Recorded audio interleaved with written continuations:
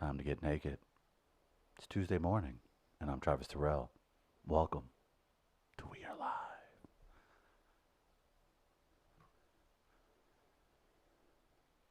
The choices that are made sometimes.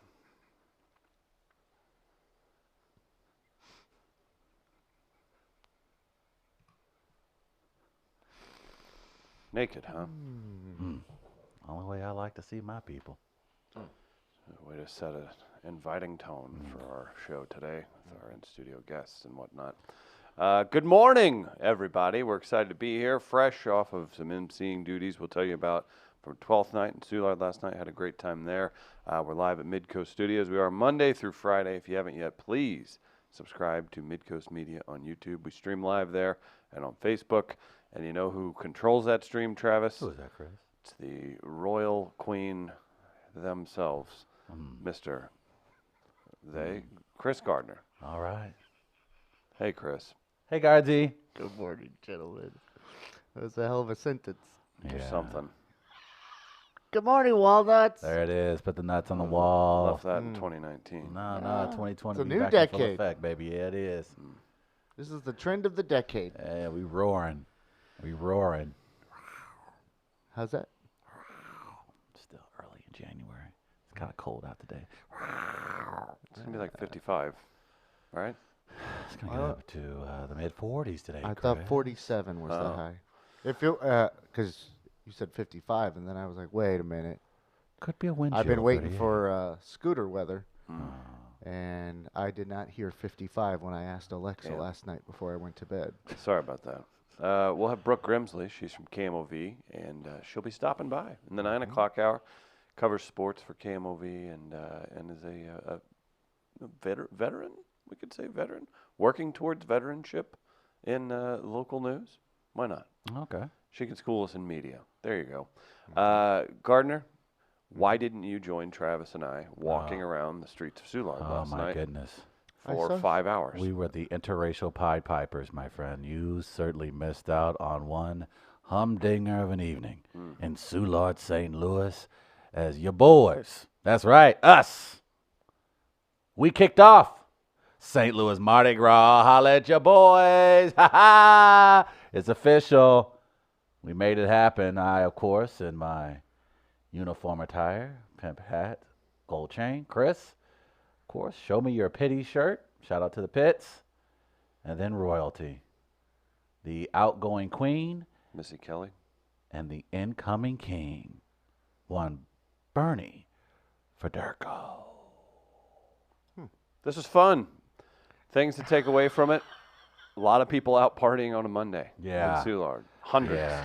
I was There were literally surprised, like, hundreds of people. Brett Hull just didn't wander up behind for That's tell what you. we like can we guys look. were. We brought it up a couple Keep an times. eye out. We brought it up a couple times during the show. We all were looking for Brett to at least come out from underneath the stage, jump out of a keg. Drinking out of Bernie's chalice. I did my best. I basically did the Candyman thing where I guess if you stand in front of a crowd and go, "We went blues," Brett Hull would show up. So I yeah. did my best to try to conjure up the spirit of Brett Hull. And he didn't show He up. did not. He did not show up. I said the team was recently in Vegas, so they may still be all hungover. Okay. So that's why we maybe didn't get Brett Hull. I like how you went with Candyman. This explains our communities and cultures. Yes. We're Bloody Mary or yeah, Candyman. Chris and I, we might have went like in terms of movies, we might have went with Beetlejuice. Beetlejuice. Ah, I see. Yeah. Good So point. white people would say Beetlejuice, black Black people, people would say say Candyman. Candyman. Good, yeah, it is. How about that? And then we meet in the middle Yeah. and say, "Speak of the devil, he shall appear." Yeah, Right? No, there you go. it's like the time we asked about. I said the song "Creep," and Stacy Static said by TLC. By TLC. I'm like, no, by Radiohead. Yeah, how about that, right? That's so funny. You really want to know who people are. This is like an That's ACT how you do it. or It really is. SAT thing It here. is. We need to make a list of these. Yeah, we do. You can make that a little book or something, a pamphlet of some sort. It was a fun night. I think Chris had the line of the night. Of course, the objective is to petition the court. So they accepted it They So- ended up accepting it. I thought But- there was going to be some drama. Well, This there might was not to Let's accept start. explain what it shit. is. Okay. Let's explain what So it is. yeah, so these people, they come up, they're what are they, groups of the neighborhood, and they put together a sketch or performance. They Sketch or petition- skit? These would be skits. They petition groups from the neighborhood, different groups. They petition the board. Okay, let me ask this real quick as you're telling this. Mhm. Where do these groups come from? How do these groups develop? Are they all from are they neighborhood streets They're or? crews. Okay. They're crews within the neighborhood. So you've got the Do they Cedar have Business names? Association. Okay. The Banana Bike Brigade that Okay. was one of them. You had the Wiener Dog Derby folks. Ooh. All the people that kind of bring things together for the parade and or the celebrations. They petition the board Okay. in a ceremonious thing, and they must put on for it. It's like entering the king's court, and his dukes all decide if you get to do your thing. So So they use the phrase Rex for someone. Yep. Is that Re- what it Bernie was a- Federico is? Bernie Federico is the 2020 Rex. Okay. hmm Gotcha. So that would be the king. Missy was the Regina, as they said. Oh. Yeah, how Don't delightful is don't that? follow up on that. I don't know why. Well, I'd have to just check into the definition or the meaning of the name. Because I know Rex means king, so Regina would possibly, if you follow that formula. No, that Right. makes sense. Okay, so they petition. So they petition in front of the Do they committee. make arguments? They don't necessarily make arguments, but they do it the St. Louis Chicago way by maybe slipping some greenbacks to They're encouraged to bribe, cheat, whatever it takes They do- to get it going. basically do what we do best as a city. So after that, It's like watching real government in action. it is. So they the committee then goes back. They count the money. They decide, is this enough for a weekend in Vegas? They ultimately say, yeah, it does. There was a point where we thought it was going to get moved to Clayton, to which, like I said, Chris had the best line of the night. Be the first time sushi would have been served at Mardi Gras. a lot of the residents enjoyed that joke as well. That would hit home for them. They were like, we will do whatever we can to make sure that never happens. That was the first time where I saw real rage in white people's eyes about defending the city of St. Louis. Boy, but don't you dare bring up no sushi in Clayton here. My ass. Can you imagine the Mardi Gras crowd in Clayton celebrating? Look. The Christian Mingle uniforms everyone would have on with the oversized scarves and the Ugg boots that come up to their thighs. Well, the county jail's right there, so that would help. gee. That Yeah. would just an expedite. Is that the bathroom line? No. That's everyone being booked. Yeah. That's not the line Justice for anything. Center's right there. But it was not Not bad, not bad.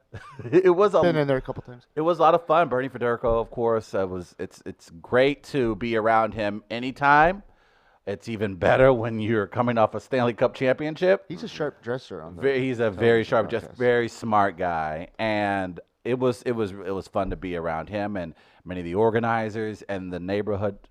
It was a really fun evening. We enjoyed. So was ourselves. it a unanimous vote? How did the voting work? Actually, I think it was 8-1, Chris. They said it was 8-1. Who was the nay? So I would say probably Tom Gullickson from 1860s. That's my guess. He's a troublemaker. Okay. Yeah. I would like to know who this dissenter It's is. probably some dickhead from Francis Howell. Why would he be involved? I don't know. Why does Travis make everything personal? I don't know. I just go, I'm territorial. Are you? No, not at all. It was a delightful evening there. We really had a lot of fun. I and saw a little video of you on the streets, on them streets. I'm sorry. Chris Oh, and I man. was in them streets, and we was giving a little second line dance on. We was kind of shimmy. I was a little bit of shaking, and Chris and I walked away, no injuries. Walked Yeah, like 6 yeah. blocks. Mine could be chronic. or oncoming. Oh yeah, they're It just en shows up route. on Friday. Yeah. Like, there it is. So yeah, so far, I lied. Last night my lower back was killing me. We did. So you It hurt. marched from the Soulard Market Park, and there's a brass band, and they have a truck with a PA in it that we keep our wireless mics within a block of. And 2 blocks worth of people followed us through the streets all the way to McGurk's and 1860s, Joni's, Bastille. The proprietor of Bastille spoke in French. for his petition. So after the petitioning and then the board, they just eked one out. They decided to have Mardi Gras this year. You go, all right? Congrats, Soulard. Congrats, St. Louis. You go, and then we go and we scream out for the representative from whomever at each one of the bar stops, and then you go and they toast the crowd that's running around. So a lot of fun stops, a lot of interesting speech choices, a lot of crowd excitement. I don't know. Everybody's in a really good mood, and everybody's had fun. It was a good time. So there was a French toast. You set it up. Not a sign of snow You anywhere. set it up. You set it up. Idiot. Yeah. You really are. I love one thing I've always enjoyed. I'm so mad I didn't say that to him. And this is when I came back to St. Louis some years ago. One thing I've enjoyed, because I didn't do Mardi Gras. I didn't really involve ourselves. For when we were growing up, when I was living in North City, the South Side was like, Yeah. no.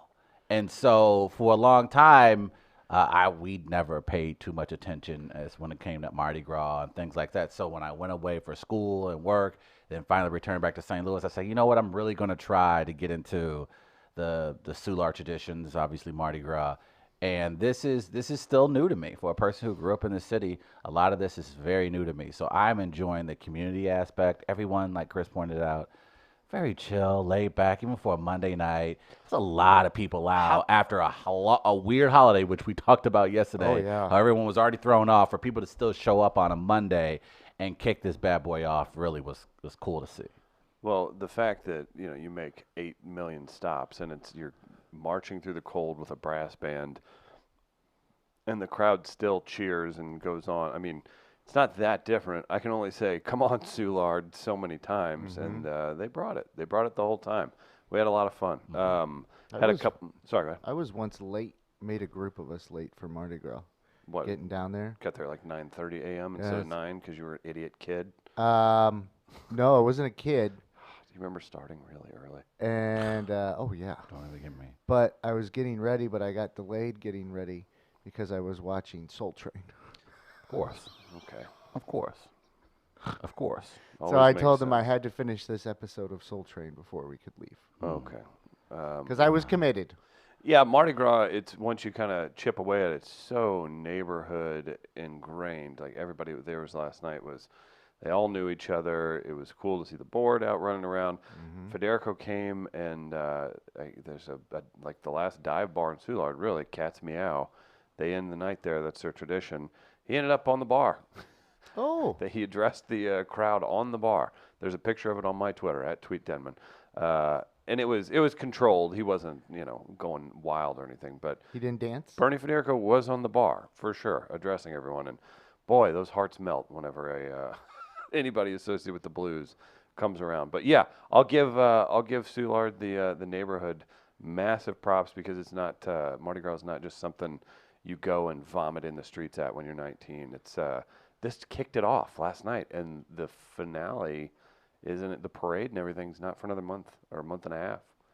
So, yeah, really cool experience. Yeah, I enjoyed it. A lot of media, a lot of people out. Should be a lot of videos, probably somewhere on Instagram or online. You'll be able to see the folks marching throughout Soulard. It was crazy. There was were a- so many people. And to Chris's, yeah, I mean, I don't want to belabor the point, but the communities, I like that. I mean, it's something we often take for granted, especially nowadays. But the community vibe that you get from it, and everyone's just happy to see each other. Chris and I had some miscommunication, and so we fell behind the parade. So we needed to get to the front of the parade, and these lovely folks, elderly couple, could not have been sweeter. Gave us a ride in In a their golf van, cart? in a van, it was actually, a a nice van. little cozy minivan. Surprised they didn't have like a golf cart parade. There were several golf were carts, several. which They were still all- makes me nervous. They always make me nervous, but no, nevertheless, I should have came down on my scooter you should have. You would have enjoyed it. and been in the parade in my scooter. Yeah, it would have been cool. Ooh, I wonder if I could get the scooter gang together by Mardi Gras parade time, and we could have the scooter gang Infiltrate it. club.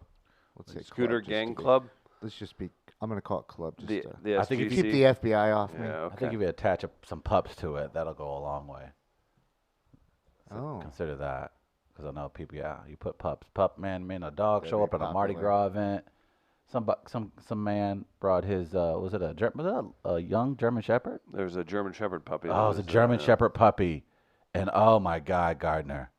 And he put it up in the air like Mufasa did Simba. And everybody went nuts in the crowd.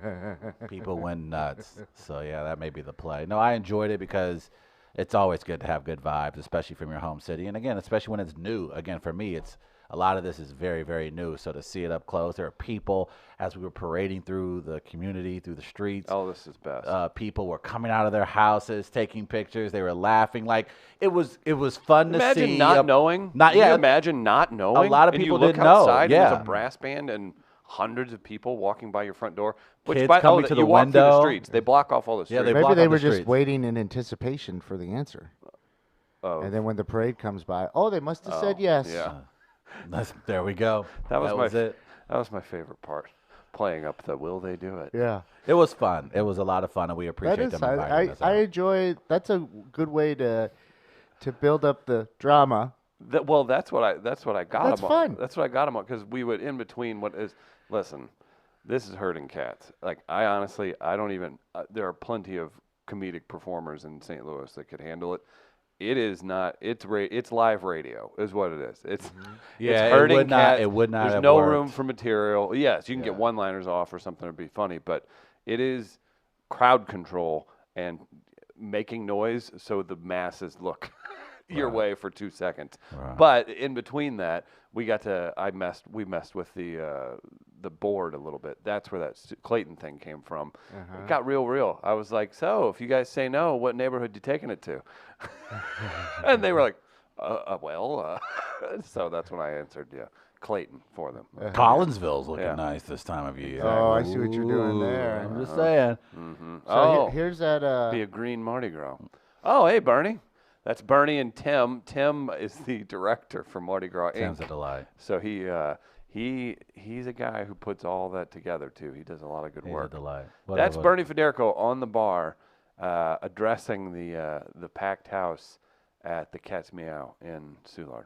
So, It felt like. Can I also say it felt like old school, like St. Louis Boardwalk Empire type politicking.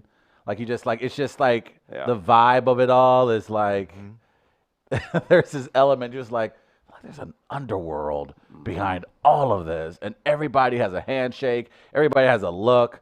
Like it's fun to watch when you're new, and just people watch and be observant, and it's a lot of fun because people were so kind, and they were enjoying themselves on a Monday night, right after New Year's.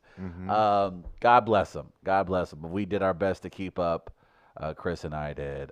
one more of time course- with Federico on the bar. There? on the bar. Yeah. Now Gardner. Now his king's garb was the perfect length. He didn't step on it at all. Oh, yeah, Missy, look at that. the outgoing, hers was long, so we had to keep an eye on that. Missy, That was a good chalice. by the way. delightful woman, good-looking woman. Okay. I'm just saying, she was a delightful woman and good-looking woman. Woman's the CEO of St. Louis Downtown Aiken. And you're taking that. No, that I'm route. just. I didn't get a chance to talk to her about her business. I Uh-huh. just saw that a good-looking woman. Oh, What were you gonna say? Excuse me. I forgot now. Yeah, I figured. makes sense. All in all, a very good time, and big shout out to Soulard for a great neighborhood event. I could not believe it. Well In done. awe. Yeah, my feet hurt. Man, my lower My back voice was is killing gone. me, man. My lower back last night. Oh, sweet Jesus. Did you take any pills or anything? No to help pills. it? Daddy, relaxing? Daddy just. Any plants? Daddy ain't done that much exercise. That's what Chris and I were talking about when we were walking up the hill. What was that we were walking down, Chris? What street was that? It was at one point. I was like, I guess we're getting our exercise out of this bad Was it boy. a numbered street or no? Now, when you walk up the hill, McGurk's. Which one is McGurk's on? Like 12th and That must be- Russell? Russell's Russell. yeah, Russell's a bit of an incline. That's an incline. Because You don't realize that bad. Yeah. And yeah, you don't realize. And then there's a lot of street. There's a lot of street that you just take for granted. You when get to a you're point you're like, stumbling why are my drunk. calves hurting? Right. And Oh. yeah. Okay. I think my little body was just like, hey, player. Hey. When's You the done last put- time anybody called that body little? Yeah, that's a good point. Oh, what I was going to say was we got replenished with beverages along our route by a person you may be familiar with, Beth Hoops. Okay. Red Saw Publicity, lovely woman. She works here in this- She in works this in this office, office indeed. yes. She 8 of feet course that way. Yeah. she's a resident of the Soulard area, her and her husband. And she was after we left the tent and the festivities, who was waiting to let us know that some White Claw would be Oh. available. A Cocktoberfest miracle! It Happy was. New Year and decade. So yeah, I thought you would like that. I did my part for Unity last night, and What flavor did you have? I think I had the lime. The lime is strong. The lime ain't bad at all. But I was like, I did my part for Unity. Black guy, Soulard, drinking White Claw. There you go. It's a tough life. Bringing the communities Nice together. job, I know, you're Travis. welcome. Oh, how about a shout out to I believe it's Norton's, the Cajun food. The VIP area was stocked quite well with Mardi Gras food, my friend. What kind of food? Crab cakes, Okay. Crocker. jambalaya, Hey now. gumbo, Hey-o. vegan Yeah. jambalaya, Okay. rice and beans, Woohoo. Red rice? red rice. Red- and sorry, beans. red Yeah. beans. Red beans and rice. Yeah, it was good. It was serious. I like red beans and rice. Mm, I like that Creole I type. feel you. Mhm. I feel you, man. I think It's we a should- good thing to load up on right before you're going to walk like a 5-mile radius. Yeah, yeah. Which I did.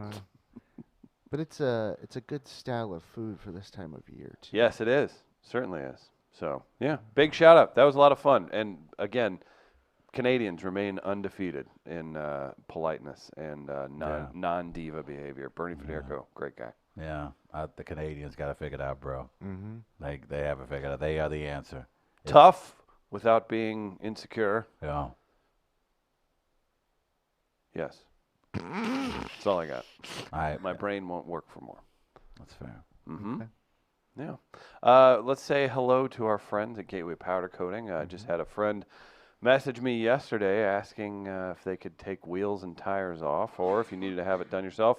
I text Mark, who owns Gateway Powder Coating. He said, "We do it all."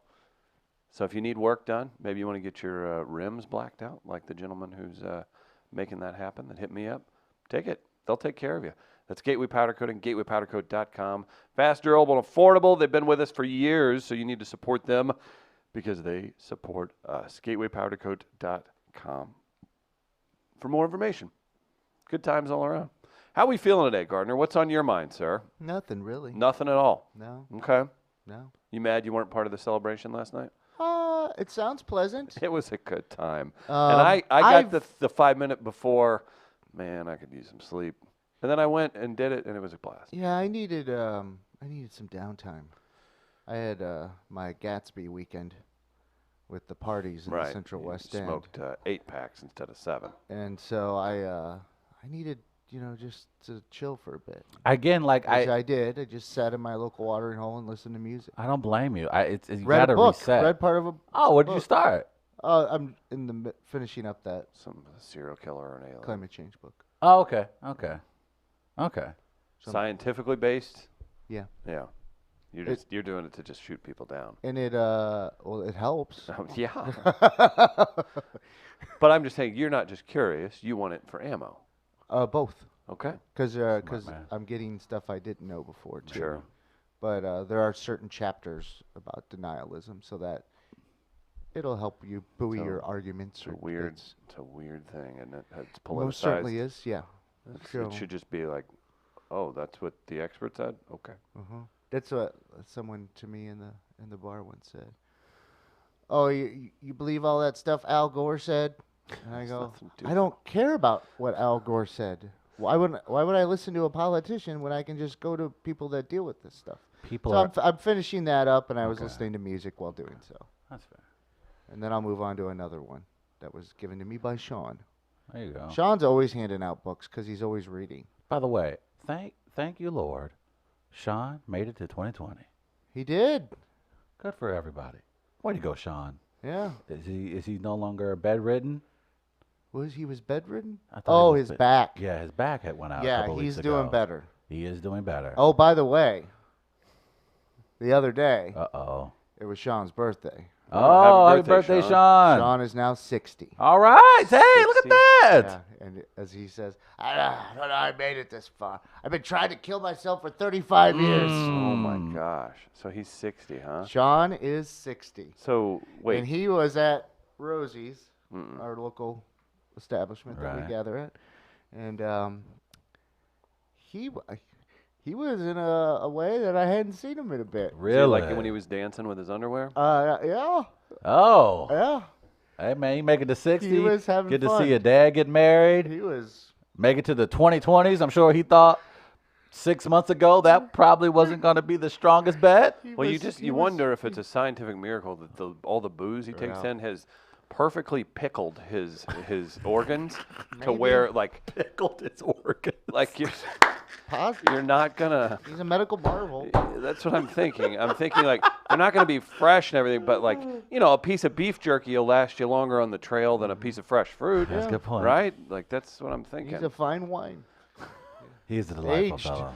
He is a He, delightful. Doctors just He's- look at his stomach. He Like, was oh. trying to put his hand on a chair to no. lean on it, and he kept missing. Oh, And no. so I actually put my hand out at one point because I thought he was gonna miss completely and go down.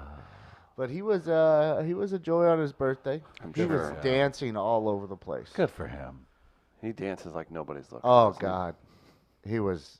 Oh, I think his pants would have dropped, except he probably couldn't have taken them off at that point. Probably couldn't Yeah. even deal with that. Well, that's a benefit. Yeah, he was just walking up and down the bar, playing songs, and then dancing, and then his thing is he's there for like an hour all the time, and then he always wants to go home. But then he's there for however many more hours after that. What's he do at home? Just drink till he sleeps? Drinks and reads and watches TV, or that whatever that below deck show is.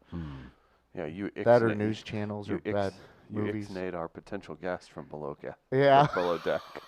You said I don't want to participate in that. I've seen what this is about.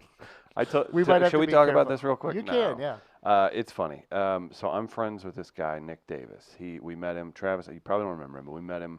He was a producer for Adam Carolla. When we were in Los Angeles, we talked to him, and I listened to the show, so I knew Nick was from Wisconsin and was into like wrestling and MMA and stuff. So we still keep in touch. And he's now Theo Von, and like he produces Theo Von. Anything Theo Von does, he like produces his stuff. So I know Nick also hosts like some funny like Bachelor podcasts and like Below Deck, that kind of stuff. He like trash reality TV, and he's like a What's the one that's been promoted on Twitter? Like Siesta Key. Siesta Key. He probably does that. So we had a member of them say, hey, of Below Deck, say, hey, would love to come on your show. I was like, that could be kind of fun. Travis is a pop culture guy. Like, we could be silly.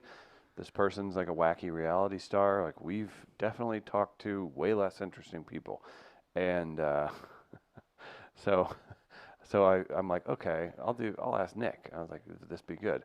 Hey, just saw because he posted something about Below Deck. I said, hey, that so-and-so wants to come on our show. Think it would be entertaining. What do you think? She's an absolute whack job and possibly a meth addict. So yeah, could be great. Was his response. I said, oh. He says, literally in the past 2 weeks, had a warrant for failing to appear in court for shoplifting, lifting less than $100 worth of clothes, and a while ago, rumored to be squatting in her mom's foreclosed house. Jesus. So we passed. We talked. Yeah. Thought it would be a little exploitative, Yeah, it's just despite it's the views. someone's going through something. And it was kind Yeah. of like Jesus. let's let them figure that out. Jesus. For sure. Yeah. Oh, my. Yeah, and we're not really, like, we don't really play the game where we make fun of them the whole time. Yeah. Because that would be the only reason to have, not the only reason, but that's typically what you would do. Like, FM, old school FM morning show, you have somebody on and they're not really in on the joke with you, right? Yeah. And we don't really do that. Yeah. So I've it's always, just been kind of. I've never been a fan of that. We personally. just straight up don't do it. We'll just Yeah. we'll just It's just we'll just work uncomfortable. through the interview and be like, okay, thanks. Yeah. I don't know So- why you need to do that necessarily. Yeah. So But- Below Deck. Below Deck, yeah. God, no. So I did tell Sean about that, and he's like, "Which one is she?" And I pulled up the picture. Yeah. He's like, "Oh yeah, she's oh." Oh yeah. Trouble. Because I have told Sean that he should do a Below Deck segment at some point.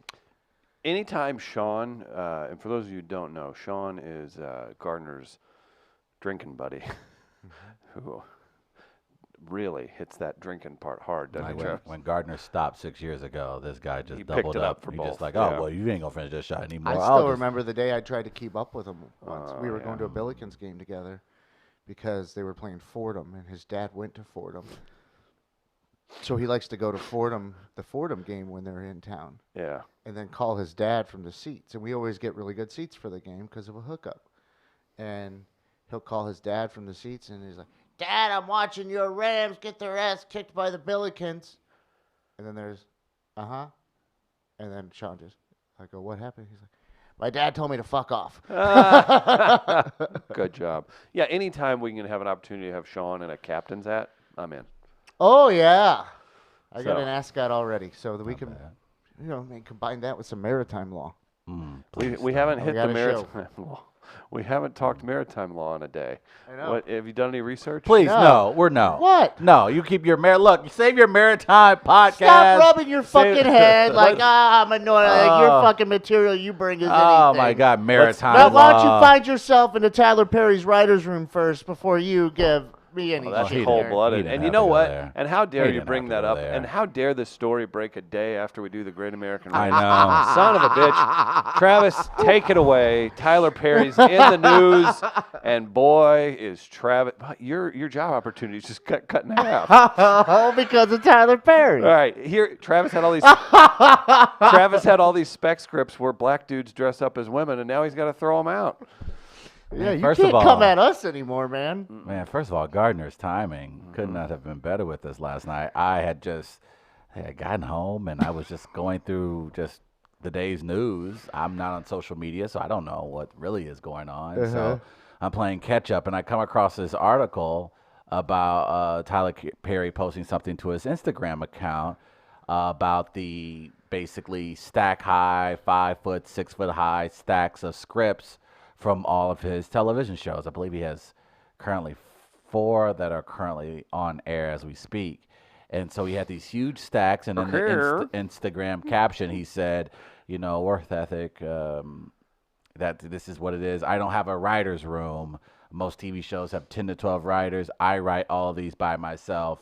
It was trying to be a motivational Instagram post to get fellow artists out there motivated for the new year, but in many respects it backfired because it exposed a weakness and perhaps a huge issue of concern when it comes to black creatives trying to maneuver through Hollywood. Can I say this first and foremost?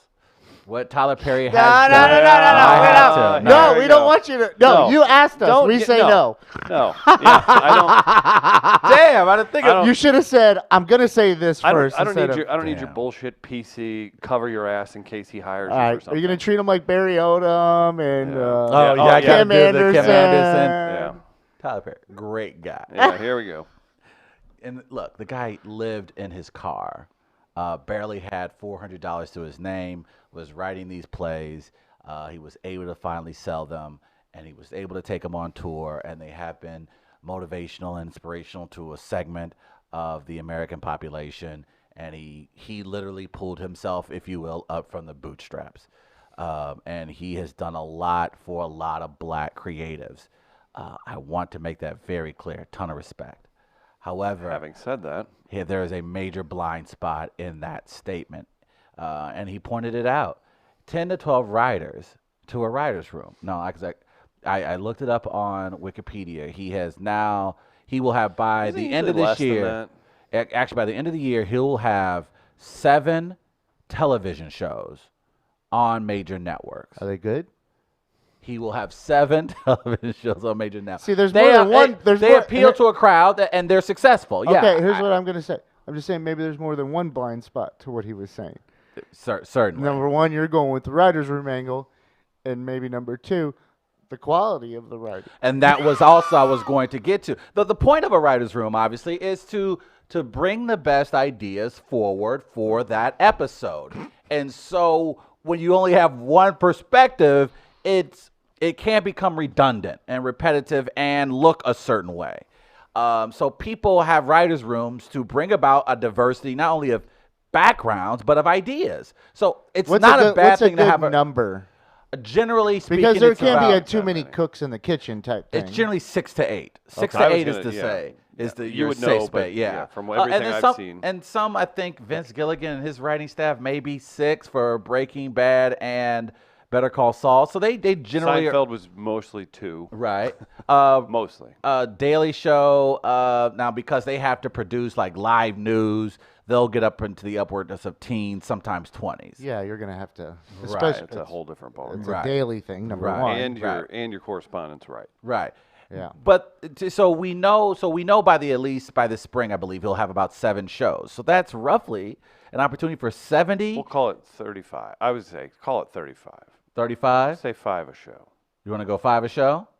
On average. Okay, so you, that's you want to fine. go 10? You say 10? Okay, that's still an So opportunity. between 30 and 70 jobs. Yes.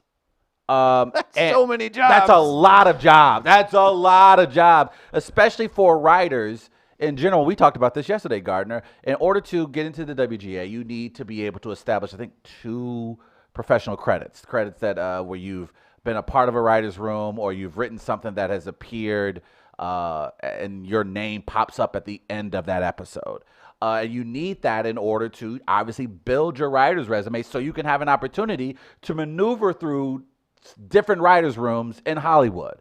So once you have that background, now you're part of a pool. You're part of where these studios and other big writers' rooms can reach out and say, oh, hey, you'll be a good person for our writers' room. And we've been talking about this, certainly on this show, about how to diversify television is to get people, more women, more people of color into these rooms. So the episodes truly reflect their audience. And so when Tyler Perry says this, I don't think anybody's ever questioned his hard work. That's why I made that statement up front. No one's ever questioned his ability to work really hard. I think people have had questions about the content. What's he hiding? Pull up that photo again. I'm wondering what he's hiding. But it was kind of hurting. To Chris's point, that's a lot of jobs, and that's a lot of writing jobs potentially for black writers that are. And Let's talk about that beard. Man, Hey, you're that rich. Give me Yeah, a natural black. Man, he's That that ain't- rich. He can do what the hell he wants. What's he pushing? 50? I don't know. He Tyler can even Perry. let him spray a little gray through there too. I will- and- That's troubling. That beard's troubling. It's very fake looking. And I'm not. And again, I'm not telling Tyler Perry how to run his business. That's his. Hey, maybe he knows this, and he's going about helping black creatives in other ways. And I know. I think he's hiding something. I know there are a lot of current black actors, especially to the likes of Taraji P. Henson, who say that when she would not have gotten perhaps as far as she's gotten if it wasn't for Tyler Perry not only casting her in his movies, but paying her proper rate. So he has done a lot for black creatives. I'm not saying that. To Chris's point, that's a lot of jobs potentially for black writers who would welcome the opportunity. And again, it would probably improve the quality also of these shows. Not to say, look, again, it's all relative, but it doesn't hurt to have 3, 4, 5 other doesn't. people in the room It to doesn't. come up with the better joke, to What come if up with you the better became- Right, he's premise. hiding something. What if you became his proxy? And you were his go-to. He bounced all ideas off you. Oh man, that'd be dope. But he said, if I hire you, I can't hire anyone else. No, this is about Oh, everybody. you would take it for the team, for the culture. I don't know. He says, No, I'm Travis, you are my 1A. He goes, I'm 1, you're 1A. No, I wouldn't do that to the culture. No, I can't it's do an that to the opportunity culture. for you. I can't do that to the Wait, culture. look at me. man. Tell me you wouldn't do that to the I cult. wouldn't do it. You're not convincing. You're such a I fucking liar. would not do No, that. no. You say you wouldn't, but you'd still sit down. Here's a and think 10-year about it. contract. Always consider Here's it. a You're 10-year not- contract with incremental Yeah. upgrades. I would Goodbye. consider it. Yeah, definitely. I would Okay. take the time. Sorry, to, I'm going to stick with my podcast no, in St. Louis. and I don't think he meant this. And But so because you could be a hero to the culture then. Just for one day? possibly. I think though I'm missing something. I'm hoping I'm wrong. I'm hoping that he misspoke about not having a writer's room. I hope there's a group of diverse writers that are in an office building. I don't know how and you can he's misspeak boss- when he said, I don't know. have a writer's room. Yeah, I really don't want that to be true. I really hope that, and again, like I said, maybe he's giving black writers other opportunities in other ways, and that I Well, just you don't keep know saying about. diverse, and then you say black writers. Like, I Well, mean, black what about- writers is what we're talking about ultimately, because he's a black filmmaker. He owns one of the largest studios in But the who's- industry. Who's going to write for the corny white neighbor? I want to be represented accurately. That's when white comics can jump in. There you go. There's your lane. Room for everybody. See? But I think it's because it's so hard already for a lot of black creatives to get that first step, to get that one credit that you'll need to open up the door for multiple credits, to know that he has basically a portal where he could filter all these black creatives through. Like, that would be even more of a testament to his legacy. That he has his fingers, he has his pulse on, like, Instead, it's Medea. he has Is that, he has is an that how opportunity. Medea sounds? He really has, like, you talk about coaching. We talk about coaching trees. Like, he could do what Ava DuVernay has done. I'll give you a great example. Ava DuVernay, she did Moesha. she did not do Moesha, you racist son of a bitch. The one with the twins? No, sister. not Sister. Ava My Du- brother and me. She does the television show on. Rock. She did the. Family Matters? The Jeffersons. Why am I drawing a blank? She did the Central Park 5 documentary recently for Netflix. Wayans Brothers. She did In Living Color? A Wrinkle in Time recently Hanging for with Mr. Disney. Cooper. Mark? Lovely black woman film director. And you two are just absolutely the worst. Sons of bitch. The Magic Johnson Show.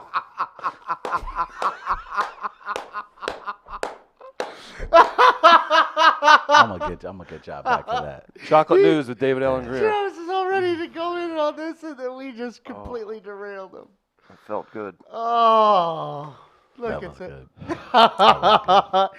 And he knew it was happening. You tried to fight through it, too. I will give you that. Yeah, It you was did. like you man. took those punches. I was like, shields up, Uh-huh. and then like, shit, shields at 60%, shields at 35%, Royce. shields at 15%. I gotta. Hey, abandon ship. Let's have abandon a serious, ship. Let's have a serious moment. A comment from Royce. Living single. What was the one? By the way, I'm glad y'all know y'all black shows. That's good. That means at some point you did watch them. So that I'm proud. I'm good. I'm happy to hear that. Put a bow on it, Chris. Had another comment from Cankles. Good to see Cankles in the mix. Sup, guys? Gardner, your hair is looking glorious. Oh, thanks. Chris, you're looking thinner. Oh. By what? Is there an elephant sitting by me? Travis, your mom would say hi. Okay. What has happened in the last 5 minutes? Cankles hasn't been around for 6 months, and he comes back and says Travis's mom's mouth's full. Uh-huh. A different world? Yeah, there you go. I couldn't think of that Y'all one. done? I like that Kadeem Hardison. What was the Queen Latifah show she had? Oh, Travis, you better get this one. I'm not thinking of Living Single, am I? No, there was a Queen. That's Living Single. There was another show she had. I'm Look at sure. you, man. You know. What was the show where LL Cool J was a retired Raiders running back? So he trying to get cool points. No, remember that? With the blacks. Do you remember that? Mhm. LL Cool J was a retired Raiders running back. Mhm. And I want to say Ice Cube made an appearance. One of these shows I was watching, I remember they came in and they had a flag and they had like the West Coast gang sign on it and everything. It was like in the heat of the West Coast, East Coast stuff. I can't remember what He show it played was. Marion Hill. On what? In the house? No. Yes, in the house. There you go. In the house. It says in the house. Hmm. That's weird. Wouldn't it be in the house? Don't you do?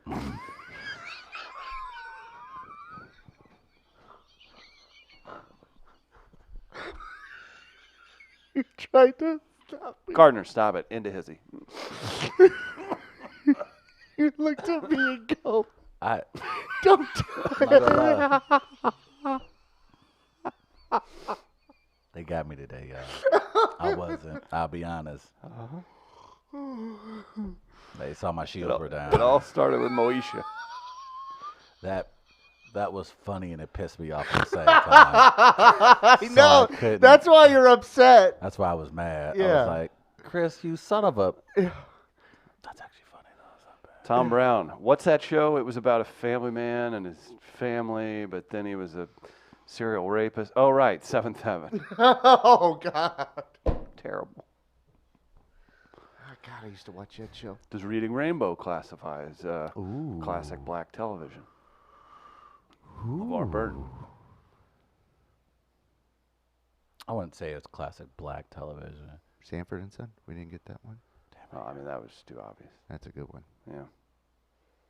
Did you see the? Because there were some comparisons being made to because people were doing memes of Elizabeth, I'm coming or whatever when he did the Yeah. heart Yeah. attack. When there was don't know even what bowl game it was, but there was a guy in a bowl game who did like an ultimate flop where like he got like just nudged a little and he went stiff and fell backwards and his teammates were catching up. We'll have to find it because it's like. Oh, that's good. I need to see that. I'll be right back. I got to take this phone call. Okay, and I was going to say maybe we could take a break, but yeah. Gardner's popping out of the room. I like that he left his screen up, too. That means our guest is probably arriving for the second hour. I want to go sit in Gardner's seat. Yeah, please. Okay. Yeah, please. In the meantime, I'll remind you guys, Gastro Pit, 8:30 this Thursday. We got 5 comics. It's a free show. Going to be a blast. Our friend Molly Amberg is going to kick things off. Will O'Donnell's going to close it out with a longer set. It's going to be a lot of fun. How's it feel over there? Oh, That blue, our friend Thatcher's company's hoodie, Taste Media Group, that thing's popping. our sister company. Mm. Taste Media. Yeah, Mid-Coast Chicago. It just got a cool lot of bells and whistles behind here. Don't touch any of that. Alright. That's beep. It's important stuff. What? We'll recap more Black TV in the You second sons of hour with bitches. Brooke You Grimsley from sons of bitches KMOV. absolutely just ruined me. This is kind of a nice setup. I like the looking right at you. Just like I'm back in Brooklyn. Yeah. Oh, yeah. Well, you would need to have some birds chirping, and then there's some cars in the background and a shoddy internet connection. Gastro Pit, 8:30 this Thursday. It's Free Comedy Thursday. Stop by. Going to be an absolute blast. I'm excited to talk to Brooke in the second hour. She does sports for KMOV. We'll get into We a haven't, lot. man. We gotta- haven't talked much sports too, and that's It's good. It's been a dead time, but this is the dead time of year in sports for the most part. We don't have an NBA team here. We don't have an NFL team early here. in hockey. It's not yeah. even the All-Star break in hockey. Mizzou basketball. It's fine, but it's SLU not- basketball's it's fine, but it's exciting. not interesting. You're like 10 Yeah. games into the season. No one's really paying attention. But things are going to start kicking up here a notch here in St. Louis here soon because we got some XFL action coming your way, my friend. It's right after Are the you Super actually Bowl. excited about that? I mean, it's something that's different in St. Louis, so I'm sure it'll be fun for a few weeks at least. What if they're just kind of mediocre? Does that hurt? I think it's funny if they're really bad. It'll be interesting if they're good. No one cares about the actual football. I don't think anybody cares about the actual football. Just I think hope people some want dudes get blown up and a couple of Hail Marys get thrown, right? I think people also, again, if they do what they normally do here in St. Louis when it comes to partying and drinking, if they make it a community thing, then it could be just fun. It could just be a bunch of Right. people just out on a random Sunday in February.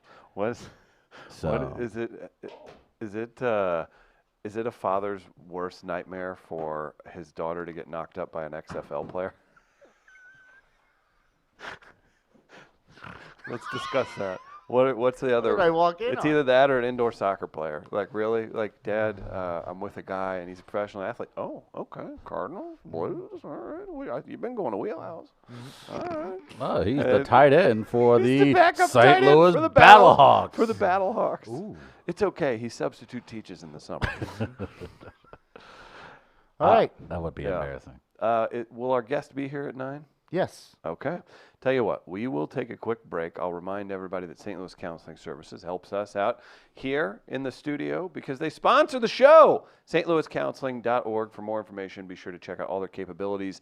If you or someone you know is needing counseling or you're in charge of a business, school, anything, they can help. St. Louis Counseling online. Check them out and check out the podcast Mental Health Matters while you're there. We'll take a quick break. It's Chris Demon, Travis Rowe. We're live at Midcoast Studio in Grand Center in St. Louis, Missouri. Be right back.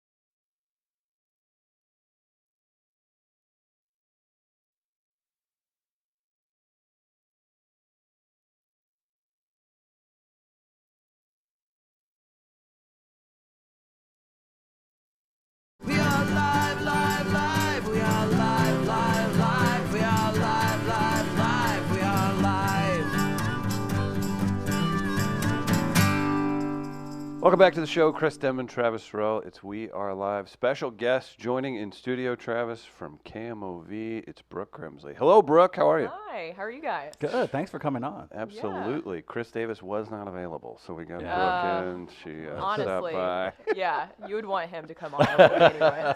We were just talking about you guys went to the same college, and then you come Yeah. to a crazy, wild city like St. Louis, go to different stations, and you'll be enemies forever, right? Yes, Yeah. forever and ever. Yeah, it was just so crazy because, I mean, Chris and I have known each other for so long. We went to the old Middle Tennessee State University There it together, is. home of the Blue Raiders. Yeah, Mizzou's very familiar with Middle Yes, Tennessee. yes. And so him and I took classes together, and I mean, as you guys know, he's a fantastic journalist, and so it was always intimidating going against him on assignments because he was just always, I mean, from early on, he was able to tell a story so well, Yeah. and I was so green and new into it, and I was Right. just like, oh my gosh, I'm like, how did you do that? But I mean, he's fantastic, and now he's moving on. He's going back home to the gold Is that Nashville. you see it in St. Louis, you see it in other markets and everything, and it's just human nature because you have a cool job that you get to go potentially. If you're from a large metro, you get to go home to Mm-hmm. news. Is that the goal for most people in your position? I think it changes throughout your lifetime. Yeah. You know, because of course when you're younger and you aren't in a relationship or anything like that yet, you're like thinking, "Oh, I'm just going to ride this thing out. Right. You know, we're going to take it to the top, baby, Yeah. you know." Like, LA, here we come. yeah, LA, I'm going to have my own show. I'm going to be the next Oprah, you know, Yeah. whatever Right. like that. But you know, once you get older, and I've noticed it with myself as well, you start kind of have a little bit more realistic goals, and Right. you know, you want to get back closer to your family. Right. And I think that's what was big for him.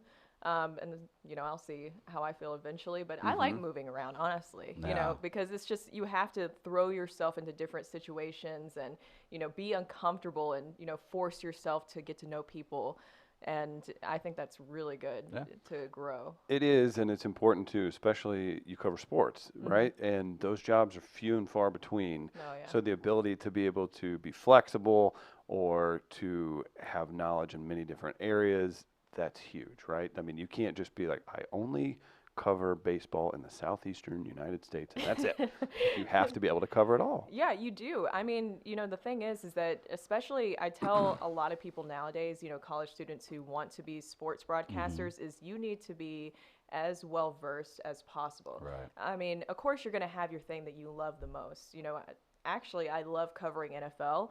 But I knew I wasn't going to be able to do that coming here. I know that's a sore subject around here in St. Louis. Yeah, say it like that. Dang. I know, She it's a said it sore like that. subject. Aw. You're probably too young, but I guess we can just sit here and talk about that glorious Titans-Rams Super Bowl that we got to No, I enjoy a long remember it time very ago. well because Okay. I'm a Titans fan. I know. So I it's feel a little better about it. Yeah, yeah. You know, it's the greatest show on turf here, and you know, it's a little harder of a subject. It's the 3 yards short in, Yeah, in Tennessee. And I got to meet Mike Jones actually. Oh. So Who? you know, Mike Jones. Who? Oh, God. Okay. Sorry, All it right, was I'll there. give you that one. It was- come If on, if it was I need there. a little more coffee. Oh, I would have caught that right off the bat. And I hate it happened for you. I am so sorry that he did it. I don't. You see, Sorry, I'm a huge hip hop fan. And, you know, that was it's a like throwback. That was first off. yes, it was. That was a big throwback. But yeah, when I got to meet Mike Jones, you know, he's a head football coach over at SLU High, and I was talking to him, and at first it didn't register in my head who he was, and then we were talking, and I was like, wait a minute. Oh no. I was like, you're that Mike Jones. Yeah. You're the one that just like crushed my Titans' little dreams Oh, when I was a that's little hilarious. girl. And I called my dad immediately, and I was like, you'll What? never believe what I told I'm following him now, Dad. you. That's But that was like a fun little full circle moment. Absolutely, of Yeah. all markets to come to, and then of course, like you're doing sports here, so you run it. Yeah, that's a very crazy I want to know if moment in the time for you. if the interview tone changed in the middle of it. Then. You're like, oh, is your team any good? Yeah, I you know, honestly, I was more just kind of starstruck than anything because that was damn. just one of my first memories as like a little girl because my Yeah. dad and I mean, we went to Titans games Did you really? all the time. My dad would paint his face. You know, he would wear the flame head. I don't know if you guys have seen the Titans fans Yeah. wear that. I don't think they do that as much anymore. But I mean, we would go full into it, and I just remember that so vividly when it happened. And it was just, I mean, of course, we talked about it forever in Yeah. Nashville. She talks about Titans game. in Super Bowl, like most people talk about losing their first pet. Like, Yeah, that's just it was. and It was horrible so memory. Close. Yes, it was so close, and that Well- was just such a great team. I mean, Eddie George, Steve McNair. That was a very I good mean, team. yeah, I can Frank still can't get over it. Wycheck. Hey, There were Yeah. so many good players. and Bruce Matthews was on that team, I believe, right? I Yeah. remember that team because for the longest time I was a Buffalo Bills fan. Ah. And let's just say I have some issues with a certain play that has become known as the Music City Miracle. So that's all. Yeah. So all of us in this room have an attachment, one way or another, to that era of football. And that's exactly what I love about sports Yes. in general, is because there's just so many memories associated with it. I mean, you can go back and connect with people in so many different ways, just Right. talking about something as small as this. I mean, that's what I love about it so much. What's the most challenging thing right now in regards to covering sports in 2020, as far as trying to get the information out there as quickly as possible, also trying to be as accurate as possible as well, building those relationships with the people in the know without necessarily compromising too much of your journalistic integrity in the process? What's the biggest challenge right now for anyone covering sports, especially here in St. Louis? Well, I think, you mentioned it right off the top there. It's really hard because we have so much pressure nowadays as a sports journalist you want to be the first to tell Right. something. You want to have the exclusive, you want to just tweet it right out right now. But I always tell people, like, it's more important to be accurate and then have the full story than just being first. Right. Which is kind of a battle because you have, I'm not saying in particular here, but, there's stations and, your bosses say, well, we want you to tweet it first. We want it now and stuff like that. But I've seen that backfire, and I'm sure you guys have as well, absolutely. for so many people. And so I prefer to be more accurate than first anything. And I think that's the hardest thing for a lot of sports journalists to juggle, is because you want to do the right thing. You want to say the right thing. And, for me too, when it comes to building relationships, I'm still very new here. So I Right. have to, there's a lot of things like that I'll discuss with players or coaches off the record, and I'll keep that to myself just so that they know that I can, Someone they can tell right. me something. I'm not going to run to Twitter and just Right. put it right out there, Right. or unless they're comfortable with putting it out there. But, it's about building relationships and not burning bridges as Right. well. And when you're trying to tweet something first, sometimes you can burn bridges. And so it's a very fine line. I'd rather keep those relationships with the athletes that I cover and the coaches and all that stuff where they can trust me, rather than being first to say something. Gotcha. Are you willing to risk those relationships for reporting the facts, and it may not look so great for somebody that you do have a good relationship with? Personally, we're in a position where we don't have to. We do an entertainment show. Yeah. We can kind of skirt whatever we want to say. We don't pull punches or cover for people, but we can just choose to not talk about certain things. I wonder, St. Louis, and maybe this is everywhere. I mean, I'm just familiar with St. Louis. You can run into hockey players at bars. You can run into Cardinals players at a restaurant, whatever it is. You can run into these people all the time. And then in your position, you're face-to-face with them. You're working with them all the time. So I'm not going to call it a friendship, but you become chummy with some people. I'm speaking from a little bit of experience with that. But in your own personal experience, are you willing to do that? Like, is that something that's – because I think it's hilarious, too, the criticisms that come from the general public. Oh, say this, say that. It's like, you're not going to just tear someone down for no reason. But if there is something that you're going to be not so pumped to report about somebody you have a good relationship with, is that something you're ready to do? Is that something you have to do no matter what because of the job? Yeah, you have to. I mean, the thing is that if it's something that needs to be reported, and also if it's just straight facts, Yeah. if they're not doing as well, and maybe there's something attributed to it, like their health or something like that, and it's a kind of a generally known thing, then yeah, you can talk about that. Sure. Because they're not my best friends at the end of the day. Right. Yes, it's more of like a respect kind of thing. Like, of course, like I'll talk to him and say hi and Yeah. all that kind of stuff, and I'll talk to him about personal life stuff if they want to. I'm not going to push it, and I'm not going to put it out there. But if it's just straight facts, then yeah, you have to cover it, because I'm not doing my due diligence as a journalist by not fully reporting what's going on, especially if it's something that needs to be put out there. Of course, it could put you in a tough spot sometimes, and I've seen that backfire for some journalists. Right. I'll never forget Just kind of going back to the Titans, sorry. No, The please. No. The This- Titans, this is something that I learned really early on is, you're not going to make all these guys happy because, I Right. mean, the thing is, athletes, as we know, they have pride and they do have a course. little bit of a bigger ego. They need to. They They need need to, that right. edge in their sports because of how competitive things are in all sports nowadays. And so they're not going to like everything you report. Of course, they want you to report nice, happy things all the time, Right. but that's just not realistic. And so I'll never forget one time with the Titans, there was a journalist who put out this bad article just about ripping on the Titans, how bad they were doing, that they need to get rid of Marcus Mariota, which we all know that happened now, but this was a few years ago. And we were in the locker room and I was covering the Titans. And all of a sudden, like, one of the linemen saw that journalist and said, "Get out of here. Get out right now. You're going to write this stuff about my team. You need to get out of here right now."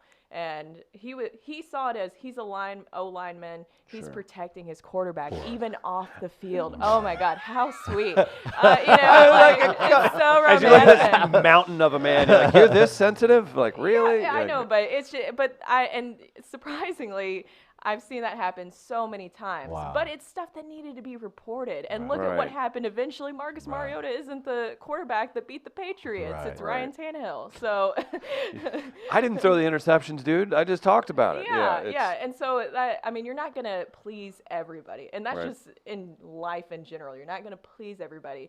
Now, just ripping on someone just to rip on someone that's different. But if the that's stats choosing a are different there, path, yeah. yeah. But if the stats are there and it's something that needs to be addressed, then yeah, you got to cover it. All right, so then if that's one side of the coin where the people you're covering, what about the people at home who are watching, who are following you, what you're reporting, what's some of the most ridiculous things you've gotten from that end? Oh God. May we because- see your yes. direct messages? We, Oh, yeah, my right. Yeah, gosh. we because in this town especially, and I'm I to think it's Chris's point, it probably is everywhere. But St. Louis, we're very communal about our sports here, so Yeah. everything feels like if you attack the Blues or the Cardinals, you're attacking a family member. So, or Yeah. even just reporting something that we is MC fact is considered even an attack on the team. So, what is some of the silliest, craziest things you've received so far of your time here in St. Louis in covering anything? There's been so many things. I mean, I don't like hearing All that. right, let's start with high school sports first. Well, I mean, the thing is that you'll never please anybody anyway. Right. And Right. so I had to learn that. I learned that in my first job. My first job was in Arkansas covering the Razorbacks. Oh, Is that wow. you'll Oh, we know always, those. yeah, which they are diehard. Yes, there. they are. That's Oh, all they they are. have is the Mhm. Razorbacks. They don't play around when it comes to No, Riverdale and University. so that was my first, introduction into the fact of, because used to, especially when you're a new journalist, you want everybody to like you, course. and you want everybody to think you're fantastic Right. and you're a great journalist. And so I learned there that you can't read all the comments. Everybody's going to have an opinion, especially on social media. They feel like they have like a platform to really voice all opinions. Yeah. And All yeah, all opinions. I think, I definitely got some criticism for when I covered the Cardinal Ritter story, which I'm sure you guys are familiar with, that high school coach who was let go. The way that I covered my interview with him is that we'd already known what the repercussions, that he was let go, his entire coaching staff was let go. So we knew all this. And so my approach to the interview, and I said that at the beginning, is, I just want you to say on TV that you're sorry. Right. If you truly are, I'll Right. let you have this platform to do it. And I'll ask you if you actually did or didn't know about this. Right. And then we're going to move on and we're going to say, okay, now what have you learned from this? Let's talk about the future. I got ripped on by so many people from that. They're like, you're too nice to him. Like, you were too nice to him about it and wow. stuff. This is the stuff I'm talking about. What Yeah. do you want? Like, what do you want? What do these people want you to do? Yeah, they Like, were wanting me to like rip into. This like, isn't I hard had copy. people- Like- yeah. And I literally said to somebody, which I shouldn't have, and I regretted it because going back is you're not going to please everybody. Yeah. They kind of want you to argue with them. Right. And so I told somebody, I was like, I'm not going to go all Nancy Grace on him. Right. I hate those kind of Right. style Yeah. of interviews Right. where you lure somebody in and then you're like, you know, this is my Nancy Grace impression where you're like, "What? Why did you do that?" Like, you know, with like a thick Southern accent. That's Nancy Grace. Yeah, Texas. And then just like One yell more time, at them. looking directly at that camera over there. Why did you do that?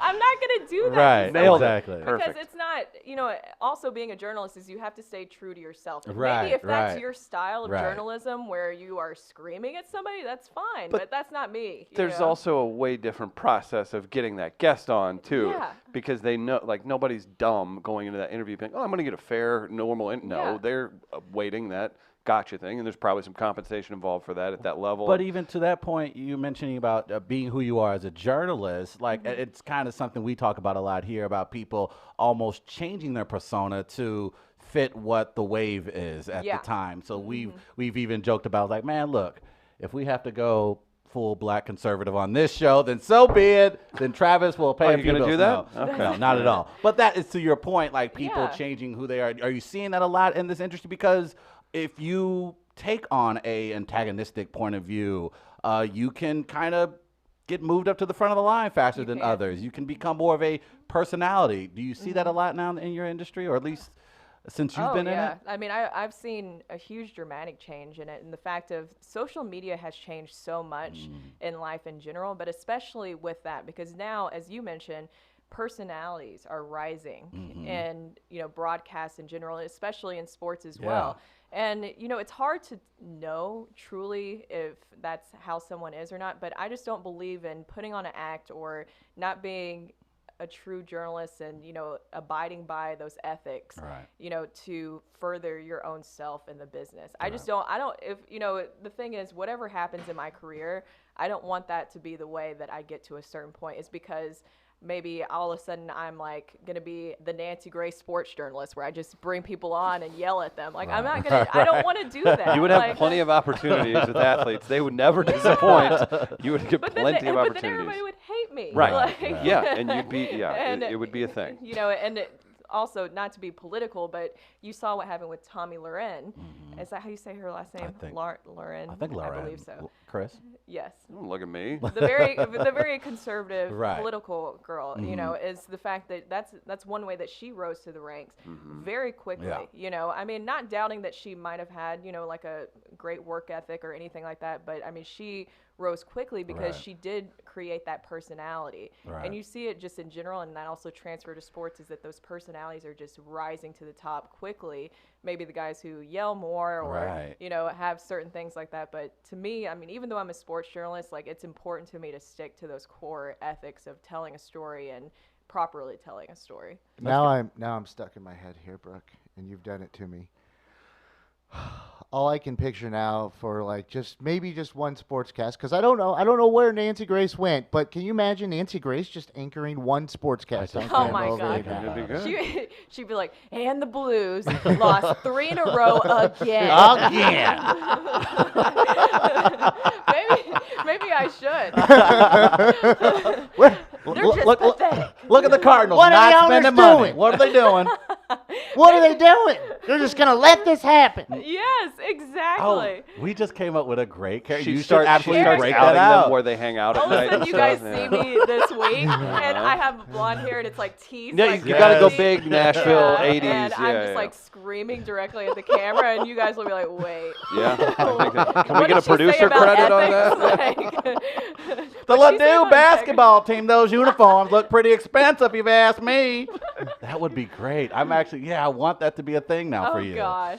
Nancy Grace sportscaster. Nancy Grace. I worked so hard to get rid of my southern accent. We're just So forcing it that's back it. upon you. Yeah, I was that gonna say, even if you don't do it on KMOV, like you kind of have to come here and shoot some YouTube videos as this character As we're this gonna come up with. thing. That would Yeah. be so fun. Did yeah, you Yeah. did you have a thick accent before? Not incredibly thick. So my mother's actually an English teacher, and my grandmother is an author. So they were Oh, very wow. big into Oh, my just proper God. English. Nice. Nice. And so they're very well. My grandmother has the accent that's dying out in the South, the Georgia Southern draw, Okay. where she'll say, and Charles went to the star the other day. And Oh, she that is talks like that. awesome. Yeah, and my mom is just very proper, and so it's my cousins on my mom's side that actually have a very thick accent. Okay. And it's really funny. This is just a little story. So this past Thanksgiving, I brought my boyfriend back home to meet my family, and he's from here. He's from St. Louis, and I was like, just so you know, my mom's side, they're farmers, like all that kind of stuff. Like we're actually going to a farm for Thanksgiving. Like Right. you'll get the true Tennessee experience, boy. that they put on TV. And my cousins were talking to him. Lil Jon is what we call him, not the rapper, Thank Yeah. not the Yeah, rapper. we're just You know making me. it for everybody. Hip hop We're here for correspondent everybody. Kristen. And my boyfriend was like, what did you just say? Like he couldn't understand. That does Yeah. happen. Yeah. Where Yeah. it's like, what's in your mouth? Like, Yeah. what's Spit happening? it out before you talk. Say it again. Yeah. Yeah. Instead of Ville, we say Vol back home. So you'll say Nashville, Shelville, and so and St. Louis people would be like, oh my gosh, this hick. The only thing that I said, I would say y'all a lot, just because that was just typical. It's kind of in endearing Tennessee. too, right? Yeah, so we would say y'all, like I would say that a lot. I would say like field was always the tough one for me because I would just back on the football field, you say that field, That makes so I had to work on it, and I was actually a bartender back in college, and so I would practice on my bar guests. Oh, really? Yeah,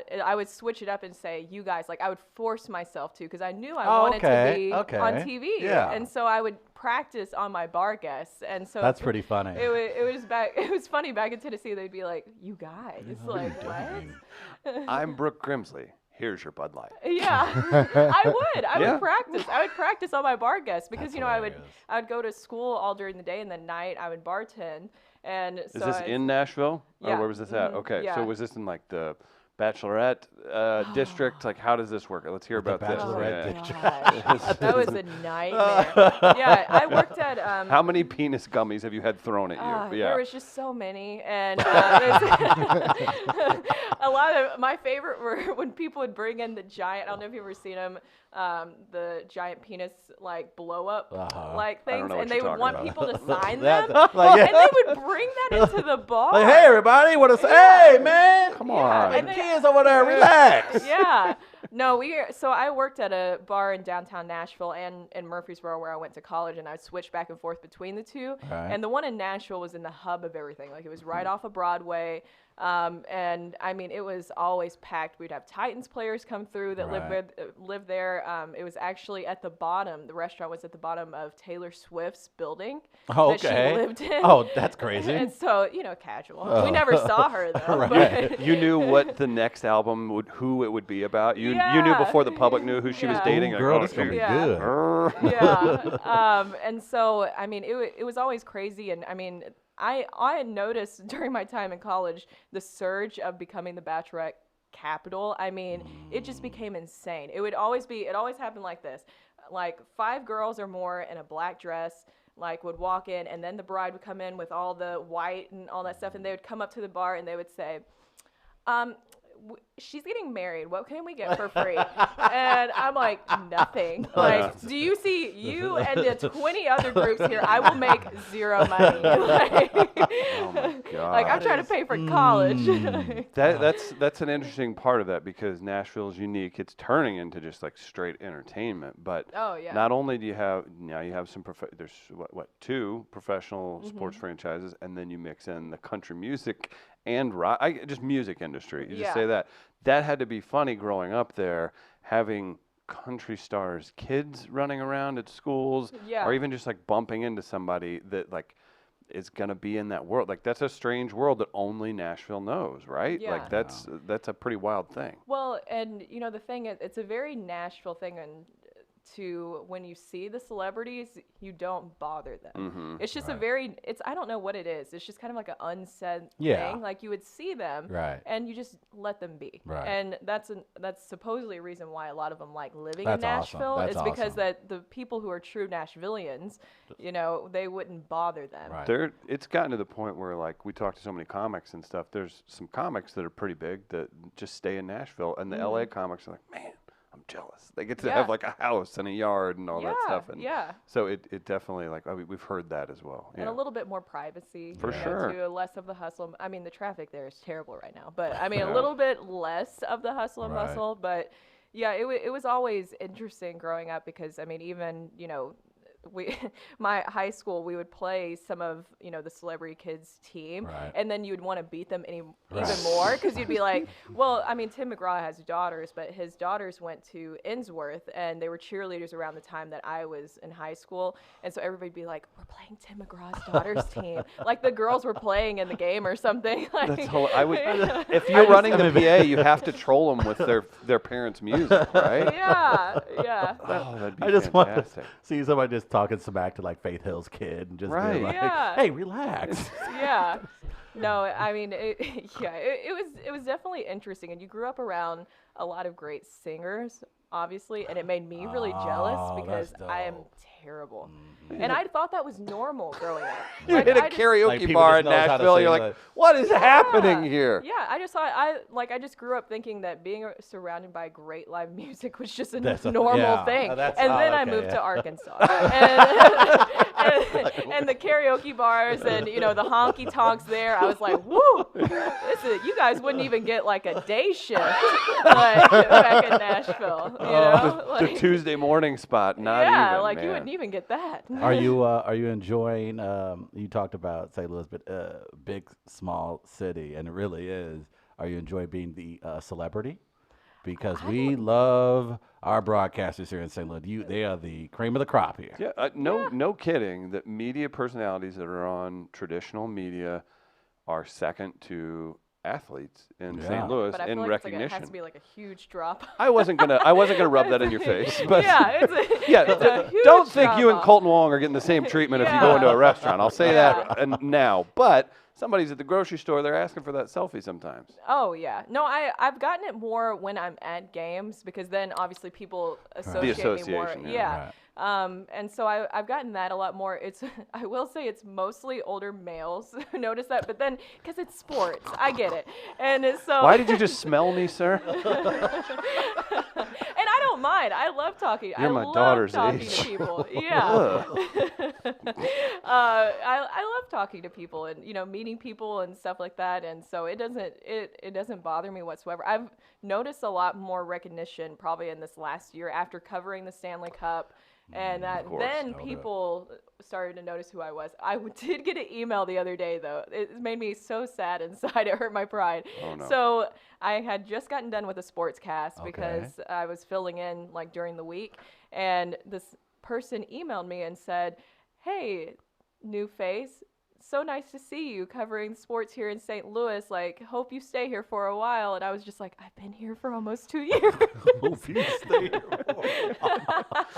Okay, I was so was just- nervous where that email was going to go, but that's Yeah. good. I like Yeah. the Oh, I've got phrase others. new face.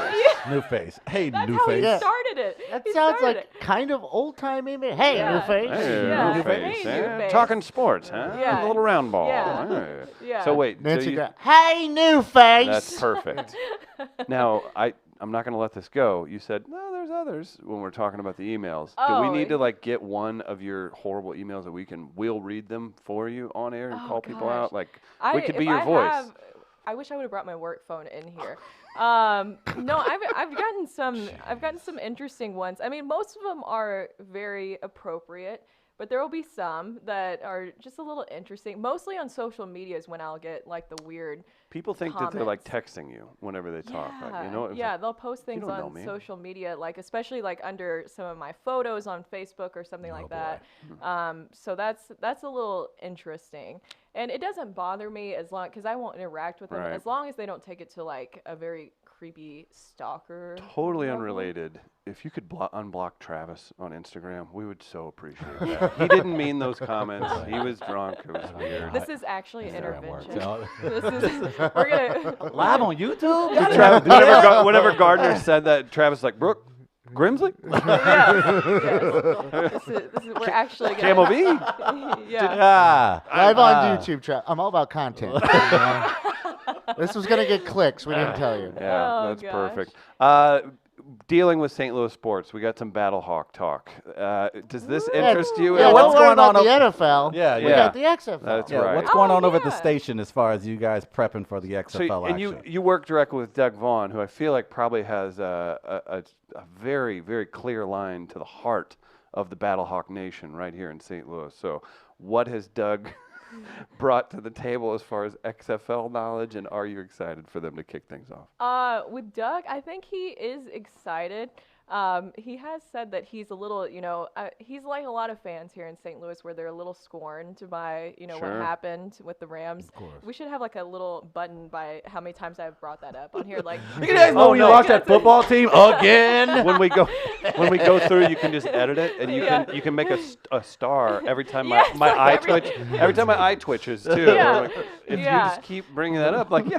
I was 8 years old. We loved going to games. It was Yeah. really fun. So I think that's how Doug feels a little bit about it is, how a lot of people that I've talked to, how they feel about, a professional football team coming back. Right. Is just that little bit of skepticism, which I get that with the XFL because we, of course, know that it didn't last the first time around, and we saw with what happened with the Alliance a few short months Yeah. before Didn't even get a the chance to finish its XFL. season. Yeah, and I felt so bad for those players because a lot of the Alliance football players came and tried out for the XFL. So when I went to that Oh, XFL okay. tryout, Okay. some of the guys I talked to said they still hadn't got their checks Oh, from that's the horrible. Alliance. That's horrible. Yeah, so they moved their lives, they moved, elsewhere, and they still haven't gotten paid. That's tough. Yeah. So- So I think a lot of people are a little weary, and I Right. think that's fair, but it's interesting. I don't. Do You you know? guys? Do you all see it as like? To me, it's not the same meal as the NFL. It's an entertainment thing. Yeah. It's still football, but I wouldn't dare have the expectations of it being like this high level super. I think of it as could be an interesting / fun social outing for people in St. Louis. I think it's Yeah. a unique opportunity for St. Louis in general. I think the other XFL teams all have NFL teams. Like St. Louis is the only city without an NFL team. So I think that's an opportunity for the city to essentially just, again, make it a communal thing. We look how we treat St. Patrick's Day and Mardi Gras around here. So I think if we turn that into one of those kind of things. I honestly run with it. This caw stuff, like, Yeah. like it's so Yeah. silly and it's so fun. There's this like little uprising of people. Half the people doing that have probably never been to a professional football game ever, or not into it, but they think it's funny. So run with it. Make it a party. Make it silly. Get really interactive on social media. Whatever. Have some fun with it, right? I That's mean, how I kind of feel about The it. thing is that I feel like it's less risk than an NFL team because Mm-hmm. obviously you get to be a part of something new and exciting. You're one of 8 cities that has it, so why not just embrace it? And like you said, have fun with it, and also you don't have to worry about a Stan Kroenke ownership group coming in here and then leaving. You're not going to you're not going to take it so serious, and I don't mean that to disparage it, but you're not going to treat it like winning the Super Bowl is to like sometimes like that's people's lifelong dream for their NFL team. Just as a fan to watch them win that, this is first of all there's a high upside entertainment value because of Vince McMahon owning the thing and what he's done in the past. He maybe Yeah. missed with the XFL the first time, but let's not throw away his 30, 40 years of just dominance and entertainment. So I think the upside part of that is exciting, but if you're looking for the same love you feel for an NFL team, you're probably looking in the wrong place. And I've talked to a lot of different people about this because to me, I've just always wanted, like what baseball has, like almost a minor league system. So if the NFL, which I know they don't want to, but if this could essentially, I'm just looking on the upside of things, this could almost turn into a minor league system for the NFL. You get your stats up, it's good enough to get you onto an NFL team. Some of the guys that I've talked to on the current XFL team, they're approaching it in that way as to their ultimate goal is to get to the NFL. They're going to use this time to, pad their stats, show Right. this More is me tape, more going film, against right. like top level guys and, getting back into the NFL. As they should, and that thought process is not crazy whatsoever. Nobody in the room probably knows much about this, but boxing's done it for years. MMA does it right now. The UFC, if you get cut, or Bellator, any of these big names, if you go pick up 3 or 4 wins on a regional circuit against guys who sometimes not even that great, they're going to need you because people get hurt, all this stuff. you can pad those stats or make yourself or kind of earn your way back. Like Conor McGregor's currently Yeah. doing. Like he's coming back to fight in the UFC so he can get ready for the WWE. That's So I mean, not so what I was like talking how about at he's all. using the That's UFC not as an what I was opportunity to. talking about at all. But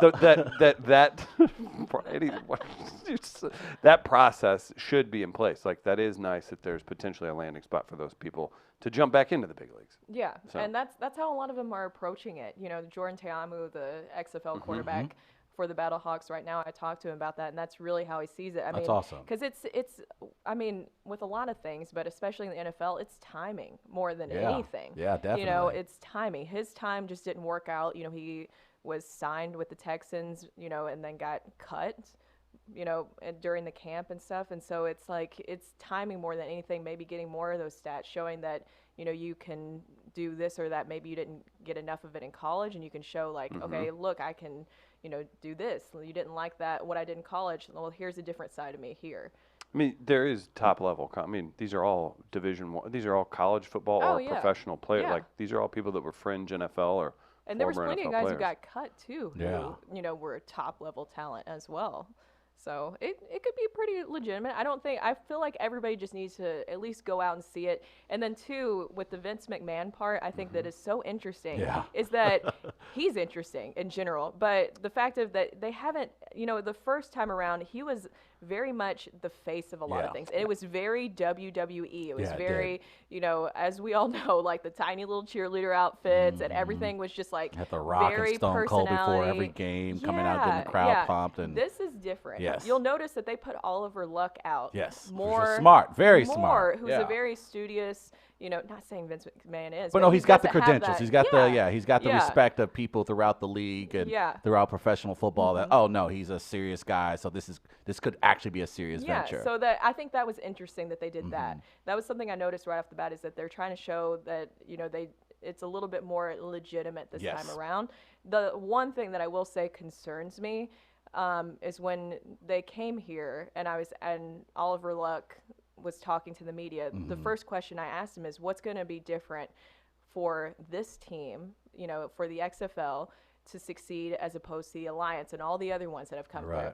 And they said Vince McMahon, because he has the capital to back it up. That's a little concerning because that's a lot of capital. That's a you lot know, of that's capital. 8 teams. The players are making around 50,000 plus. Yeah. So that's my biggest concern in that way. But they did get big TV contracts, Yes. and that's what Yeah, drives that's- sports. That's a big deal. That's a yeah. huge Yeah. deal. They got some really good TV contracts, and honestly, that's where the money is. If Yeah. you can get those big TV contracts, then you're kind of set. Honestly. yeah, really are. I will say, even though you may not treat the XFL the way you treat the NFL, if the Battlehawks win the title, Oh yeah, there sure as hell better Yeah. be a parade I down want it. Market. It's happening. Oh my God. You don't get market for You that. get a No, market I'll give parade. you locust Yes. at best. No. Like, you don't get There won't market. be a damn No, parade you get if they win the title. No. You can hang out in the parking lot near the dome. That's it. No, I saw no. that one guy No. already got a tattoo. Oh boy.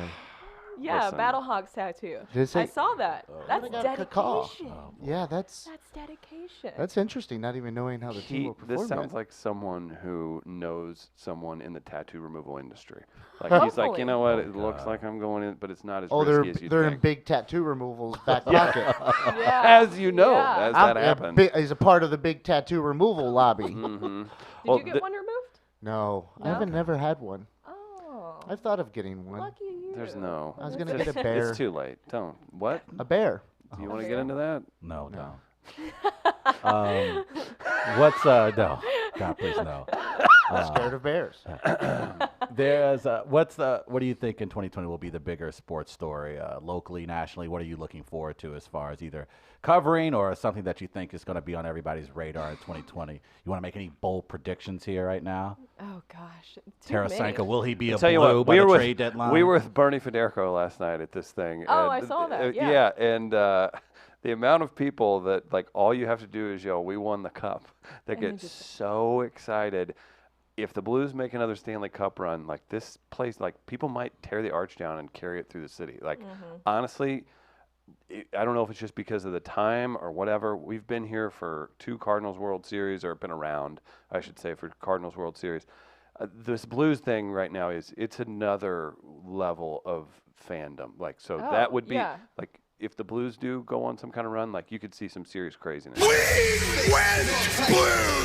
Oh my Shout out God. to Tony Patrico playing the DMX in the background. If Oh you listen my real close on that. gosh. I mean that was just an incredible moment in general. were in I the w- middle I of was there. I was there. I didn't feel Insane. worthy, and I had to kind of get over that for a second. Yeah. Because I, as you guys know, I haven't been here long. Right. That's So that's when you have to take credit. yeah. Well, and so You're welcome. Oh my God, that's me. That's me. I got so many people who messaged me about that too. Like people I went to high school with, ex-boyfriends. that I Shut went to up, high are you school with. serious? Like, you know, like the old high school boyfriend where Yeah. he's like, "Hey, see, it looks like you're doing well." What? You got that looks like you're doing well message? That's hilarious. Yes, I loved it. You know, That's the thing. That's the thing. That You know, I men always are thought- so predictable I and know. so basic. It was Yeah. so funny. It takes you being in a photo behind the Stanley Cup. You Walking probably around knew them. this was your dream, Yeah. and you've reached your dream. Look like you're doing real, baby girl. How everything good? St. Louis doing all right. See, they That's treating you well in St. exactly Louis. Like, what it. do you do? What is happening? That's damn it. hilarious. Yeah. walking on the frozen tears of all the Boston players. She's got Oh It my is. God. It Feel is that. because I want to know what goes through that person's head at Yes. that moment where they're like, "Yep, gotta see." Gotta send it. that. Like hoping like that I've been waiting Right. with bated breath for this Yeah. message for you. He remembers me. live Yeah. look. You just toss the cup out of the way, go running back to the plane Yeah, to get back. like Yeah. a romantic comedy. Yeah, yeah. Yeah, that whole experience was just so because it just all happened so fast because I had only been here for about a year at the start. So it was my first time covering the Blues, Oh my my gosh. first season covering them, and so I saw them through all of that. So Right. the Yo firing, them being terrible, The Tara- fights in practice. and- yeah, I wasn't there that day. I was so mad. And then, Tarasenko apologizing to fans. And then all of a sudden, I'll never forget Maurice Drum and I, who's now going to the morning shows at KMOV. Tear for that one. I'm so sad. I'll miss him. But we were in spring training. We were at spring training. And all of a sudden, we were like paying attention to Blues stuff. And I said, Maurice, the Blues have won like 11 games in a row. We're about to go back to something crazy here. Yeah. And he was like, really? And he was like, well, I guess we got to start getting ready for playoffs, not knowing what was lying ahead of Right. us. So we get back from Jupiter, Florida. We were there for 2 weeks. Right. And the Blues, that's when everything started to happen. Jordan Bennington just became this huge monster. Insane. Yeah, just incredible. We got to see his personality, which is, I think he's hilarious. I know that some people think he might be like cocky, but he has a very dry sense of humor. He's like, and if you know anything about Canadians, like he's playing a part too. I guarantee you that He's guy's so super funny. friendly. Yeah. Oh, yeah, he's so nice, Yeah. and he's really funny. But so we got to see that, and then all of a sudden, like things just kept happening. They just kept winning, and then you have the Gloria story. You have Layla Anderson, Yeah. and I'll never forget. Like I think it was it was before the Dallas series. Maurice and I were just talking, and I was like, I feel like they're about to win this cup. I was like, it's too many things Yeah. happening that are like a storybook for this Right. not to work out for Yeah. him. And then Maurice and I ended up going to Boston, long days and just covering that. And, it was insane. They hold us like before that picture happened that you guys showed, they held us in like this, like we felt like cattle. I was because, like a pen. so we didn't get to watch the game from up top because we had to get in line in order to get on the ice. Oh, okay. So it was just the funniest thing. We had to get in line, and we can only hear what's going on because they didn't have a TV down there. Oh, wow. And so then all of a sudden you would hear cheers, and then the St. Louis media people would kind of get in the back of the line. And then all of a sudden you would hear nothing, but you'd hear like a horn for a goal, and then the St. Louis people would go to the front, and then they carted out a little TV, and I even have a video of it on my Twitter. Like they carted out a little TV, and then we saw the final moments where they won, and Wow. it was just silence, like just silence. Shut up. Silence. And then yeah. all of a sudden, I looked over at Maurice and I was like, I don't know if I can do this. Like, I was like, I'm so nervous right now. I'm like, we're about to do live interviews. I was like, this city's going nuts. Like, I've never covered anything of this level Right. before. And he was like, Brooke, you've been covering this team since they were terrible. Like, you Right. know these guys. Right. Just Right. go out there and do it. And so then they open like the doors to the ice, and we just all scoot out there, and I have a producer in my ears who's like, grab an interview. And so you have so many thoughts going through your Yeah. head and everything. And so then I just see Sanford standing there, and he had, one of the goals in the game. And I was like, please talk to me. I'm like, I need an interview right now. And he was like, okay, yeah, sure. And so then after that, I was fine after I got that first Sanford interview. And then I just kept grabbing as many guys as I could, grabbed Tarasenko, like grabbed Joel Edmondson with his parents. And it was insane. I mean, and we stayed up until like into the wee hours of the morning because then we had a flight the next day. Right. Oh my gosh. And then we knew we were coming back into just pure insanity. So just to see that was incredible. Well, it's a once in a lifetime experience. Did you ever Yeah. imagine that you would be able to cover something like that? I No. would imagine it's always been Well, just a dream of covering an opportunity like I that. can't, and not to, maybe you're a hockey expert. I don't know, but I'm guessing you that would probably be the least of the sports you knew about coming to St. Louis. Like you hadn't covered it, but personally, I would have like of all the sports you would go, like I would be the weakest at hockey, and then to see that and to grasp on everything, like that's a baptism. Like, Yeah. that's- Well, and this is gonna maybe hurt some people, but I covered the Predators for a while back in Tennessee. So Okay. I know there's a big hatred between the Blues and It's a good Predators. rivalry. I saw that for a long time. I'm a huge Pekka Rinne fan. I know that he's coming towards the end of his career. So I was very familiar with hockey, just not at that level. Sure. And and I actually most of my family members play hockey in Tennessee. See? So it's There growing. you go. Yeah. But I think it was very intimidating. I had to get over that thought of because you have those thoughts that come to your head of like, I'm not worthy of covering this. Right. Like you think of like, there's people who've been literally waiting their entire life for this moment, and some people will never be able to cover this. Like, I'm not worthy of Some this. lifer in Winnipeg Yeah. who's been doing the local news for 30 plus years should be there, not you. Yeah, and I had to get over that thought process before, like I told you guys, before getting on the ice. Right. Because you have those doubts that come to your head, and you're just like, there's no way I should be doing this. And I even had somebody tweet me saying that I shouldn't be out there. Oh. And so right before I went on the ice, and I was like, and instead I turned that, because I played competitive tennis for a long time, so I turned that nervous, scared energy into, okay, I'll prove you otherwise. Right. And so I just took that as that challenge going on there. Is like, you know what? I do know these guys. I've been covering them through all of this. Maybe I wasn't here, the entire time when they were, like years ago or anything like that. But I was here for this season, and this season is what matters at this moment. Right. And so I just approached it in that way, and it was insane. And looking back at all the pictures and all that kind of stuff, it just didn't even seem real.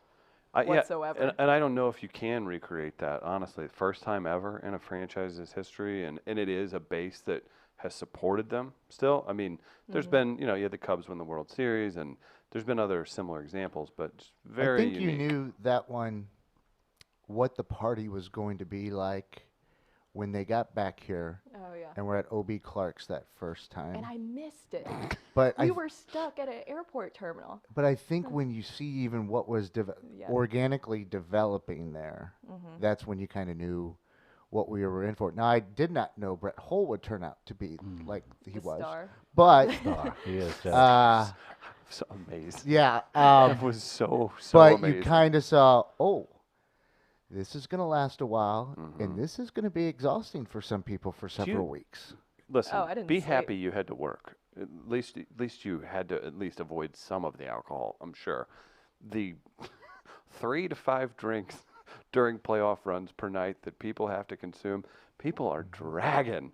If they, like those World Series and then now the Stanley Cup run, like as I've gotten older, I'm just like, this is so Yeah. exhausting. It is brutal, Well, but it's all worth No it. one You ever see- thinks about what the fans have to go through when drinking, watching these games. Good point. You know how many Thanks, chicken Gardner. wings I ate last week Thank just you, Gardner. enjoying That's this? a good point, Gardner. Yeah, no, it was opposite for me because I saw my friends back here celebrating while I was in Boston, and they were just like, you saw all the videos of like what Wheelhouse looked like and all that kind of stuff. Like it was insane, and and everybody was drinking, and I was having friends sending me videos of people dancing on bar tops, and I hadn't been drinking like during that whole time, just because I was like, I need to stay laser focused, you know, like I got to be a good journalist. And so then when all that was said and done, I was like, I'm ready to celebrate. And then all my friends were like, We're we hungover. can't. Like, we We're can't. good. Yeah. So that was really fun to see just everybody in the city and just hear all the different stories about why it meant so much to them. Because that's in general why I got into sports journalism, is because I just love hearing people's stories and telling people's stories and why it matters to them. And sports is something. Well, it can divide people in the way of, you know, this is my team and that's your team, but it also brings people together in so many ways. Absolutely. Because then you find that common ground, and it's just something that a lot of people can wrap their heads around and enjoy. Right. Did you recently get a taste of what maybe some of the weather folks at your station would go through when, for them, it's, hey, severe weather's coming, we got to interrupt this programming? Maybe a little different for you, though, but was it one of the NFL broadcasts was having some issue? Oh my And so who did they go to fix the issue? Yeah, so it was literally this past Sunday. It was the Titans, or Saturday, sorry, Titans and Patriots game. And there was just like a little glitch all of a sudden, you know, during the game. I don't know if anybody noticed it, but I noticed it because I was watching the game. As you guys can tell, I'm a Titans fan. Right. And so I was watching the game, and even I was like, hey, what's going on with the TV? I was like, is it my TV? And then all of a sudden, we just get phone calls. Just people calling into the station, just like one after another. The phone's going nuts, and it's like people who are like, hey, you guys need to fix this. And it's like, and so that's why I tweeted out, I was like, just so you guys know, the local CBS station can't do anything about what's happening on the national broadcast. Hurts my heart so much that people think like, I'm picturing them pulling out a phone book that's like 14 years old, finding the station's number, and then just Hey, hit the side of your satellite real quick. Do something. Yeah. Who would Turn it. You gotta turn gotta it. turn thought it. process? Like, that's not how that's not a. No, I know. And so many people will call us about so many different things. And it's just amazing to me because never in my life have I thought, I need to call the local TV station Not once. and let them know about this. Right. Like, I just never in my life. You know, there's this one guy who calls constantly and wants to know, like, it Randy? when I don't know. And I don't know, but they'll call, like, especially when the Cardinals are in season, we'll be like, hey, it's like freaking Saturday, and they'll be like, hey, who's pitching Tuesday? Oh, like, no. What? I mean, usually the person who mean, I do generally know, pitches, but- like, yeah. Who pitches? Yeah, and I'm Can you just like, redirect those calls to us? Like, Yeah. that's good content. See, that's like, where I'll I- sit there and talk to them See, about that's it. where I would just start vague at first if I answered and be like, oh, the good old right-hander. yeah. Right? Which right? You know. Yeah, and then he'll ask about the White Sox, and then Oh. he'll like, you know, so who are the White Sox playing? And I'll be like, well, let me do a Google search real quick. Like, I'll make sure to say that so that he's aware that there's a Google machine out there that can help him with those It's not continuing really about questions. the information, though, is it? It's about the interaction, right? Yeah, like, I guess. That's the motivation. And if it makes him happy, I entertain it. I'll tell him who's pitching. You got to go On movie whatever phone. You got to go day. like That's Kramer nice on of you. Seinfeld. You got Kramer Yeah. Seinfeld. Yeah. Pretend to know the answer and just make something up along. Andy Bennis is pitching on Tuesday. yeah. Yeah. Oh, good. Yeah. Frank Thomas is on the Yeah. mound tonight for the White. Just make stuff up. Yeah. It doesn't I think matter. Just do that's some the- throwbacks, just Yeah. really throw him off, and be like, "Wait, you didn't know that David Price is back with the Cardinals?" Like, Big deal. Yeah. Gardner. I had one other thing, and this when you were talking about the accent earlier. Oh gosh, did it come out? No. Oh, okay. I want to know if How the embarrassing. way I say something, if it's appropriate or not, because I say it to a good friend of mine, Ben Fredrickson, who's a columnist Benny. with the Post-Dispatch, who I affectionately call the hayseed hack, Because he is one. Yeah. He is one. from Sedalia, Missouri. Mhm. But Ben worked in Knoxville Oh yeah. for a little bit of time. Knox Vegas. Okay, so but I like to say it. You just earned another 10 minutes because we got to break that down. Knox Vegas. But I like to say it a certain way, and then he always gives me, well, you got to say it like that. So I like to say Knoxville. Oh, I like it. Her mom's side of the family would love Now, it. is that they okay? would. Because Yeah. I remember when I was introduced to that Vol thing was going to Louisville. Louisville. I was taught Louisville. 3 syllables. Louisville. Yep. Louisville. So Louisville. So I like to say Knoxville. Yeah. And then he's always, oh, you got to say it like that. It's not how we talk. Everybody talk. I go, it's just how it is. So is that acceptable or not? I think it is because I've heard people talk about like that, as you mentioned, my family, but I think that's completely acceptable. And Okay. and this will be my little mini TED talk about accents. I know that a lot of people make fun of accents and stuff. I freaking love accents. When we went to Boston, obviously, I wanted to talk to people with Boston accents Right. because I loved it. And Maurice was like, "It sounds so ugly," and I'm like, "I love That's it." them. Like that's Yeah. it. Like I get There's- a kick out of it too. Yeah, for there sure. was a security guard, and we were talking about Wahlburgers, like Maurice and I, and he like interjected because I was like, I want to go to Wahlburgers and see Mark Wahlberg. Like, I know he's not going to be there, but Do you you think know. he just on the burgers? grill? Yeah. Oh, hey guys. Yeah. Picked up a shift. And then the Yeah. security guard is like, "Oh, you don't want to go to Wahlburgers. You want to? I can't do the Boston." No, no, Yeah, no, you got it. no, You you were can't. good. You Yeah, can't. there it Yeah, is. so much No, pressure. you gotta try Yeah, it. and it's like, oh no, you put the camera on me. All right, here I'm you. I really want to go see Mark Wahlberg at Wahlburgers. Oh, you don't want to go over to the Wahlburgers. You go over to I can't even. You think got of it. You had it. You had it. I had it. I could really do it if there wasn't a camera on me right now. I think you're doing a really good nervous job. around Oh, cameras. don't do your No, I'm Wahlberg. kidding. Don't do your Wahlberg. But yeah, I love accents, and I know that a lot of people say, "Oh, you got to get rid of accents." I think that's so old timey in general love to think accents. that. Like 'cause why it pretend that shows we don't have somebody- uniqueness? Yeah, like why accept it? I mean, of course, like I get it. Like maybe it's a little off-putting, to have someone from the South talking, Yeah, in disgusting this- people, those like, Southerners. Oh my gosh, Yeah. we're Oh, such hits. gosh, I tell you. But I love accents from everywhere, and Yeah. so I just think because it just shows a little bit more background about yourself without having to say I'm from here or something Right. like that. Well, so. even Yeah, just as and go ahead. someone who says they're not for, or, they want a certain way of talking all the time, they don't really mean that Mm-hmm. because what they will use the accent for is a way to judge you, and people are Yeah. always looking for a way to judge or stereotype you. That's why we asked the high school question here in St. Louis. But the accent just adds the backstory to whatever you're stereotyping or developing in your own One mind. of- Yeah. So people that say, no, we don't want accents. No. You want to judge people. Don't lie to me and Wow. tell me any other There you different. go. Yeah, I grew up around a lot of different accents. As I already told you guys about, my mom's side of the family. My mom doesn't have an accent. Like, she's very proper, obviously, being an English teacher. But I grew up with that side of my family with the accents. And my dad's side of the family is Japanese. And so I grew up with my grandmother who Can't is imagine full some of these Japanese. conversations. Yeah, so my grandmother is full Japanese and she lived with us growing up.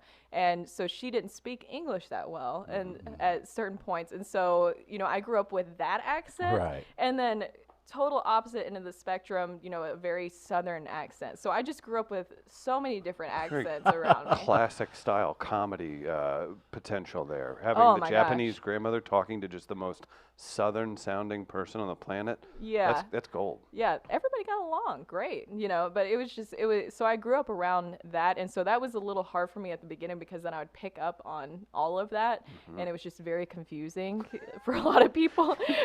Imagine, the fusion of southern draw mixed with the Japanese draw is what like Yeah. that would be.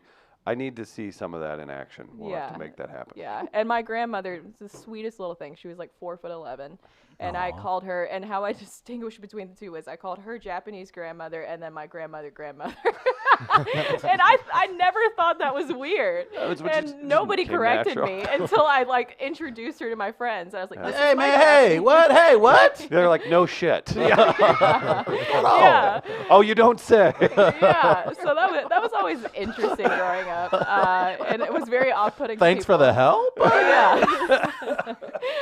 But that's how I refer to her. But yeah, so that's my little mini TED talk. Accept accents 2020. Exit. One of my favorite things to do now, if everybody binges The Office, go back and watch how much you can tell Phyllis is from South County.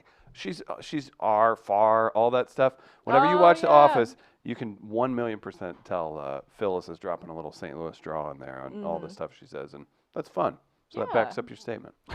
There we go. You want Travis? to make any bold predictions for 2020? Oh Any- yeah. Do you, You asked that like about 20 Yeah. minutes ago, and then like somehow.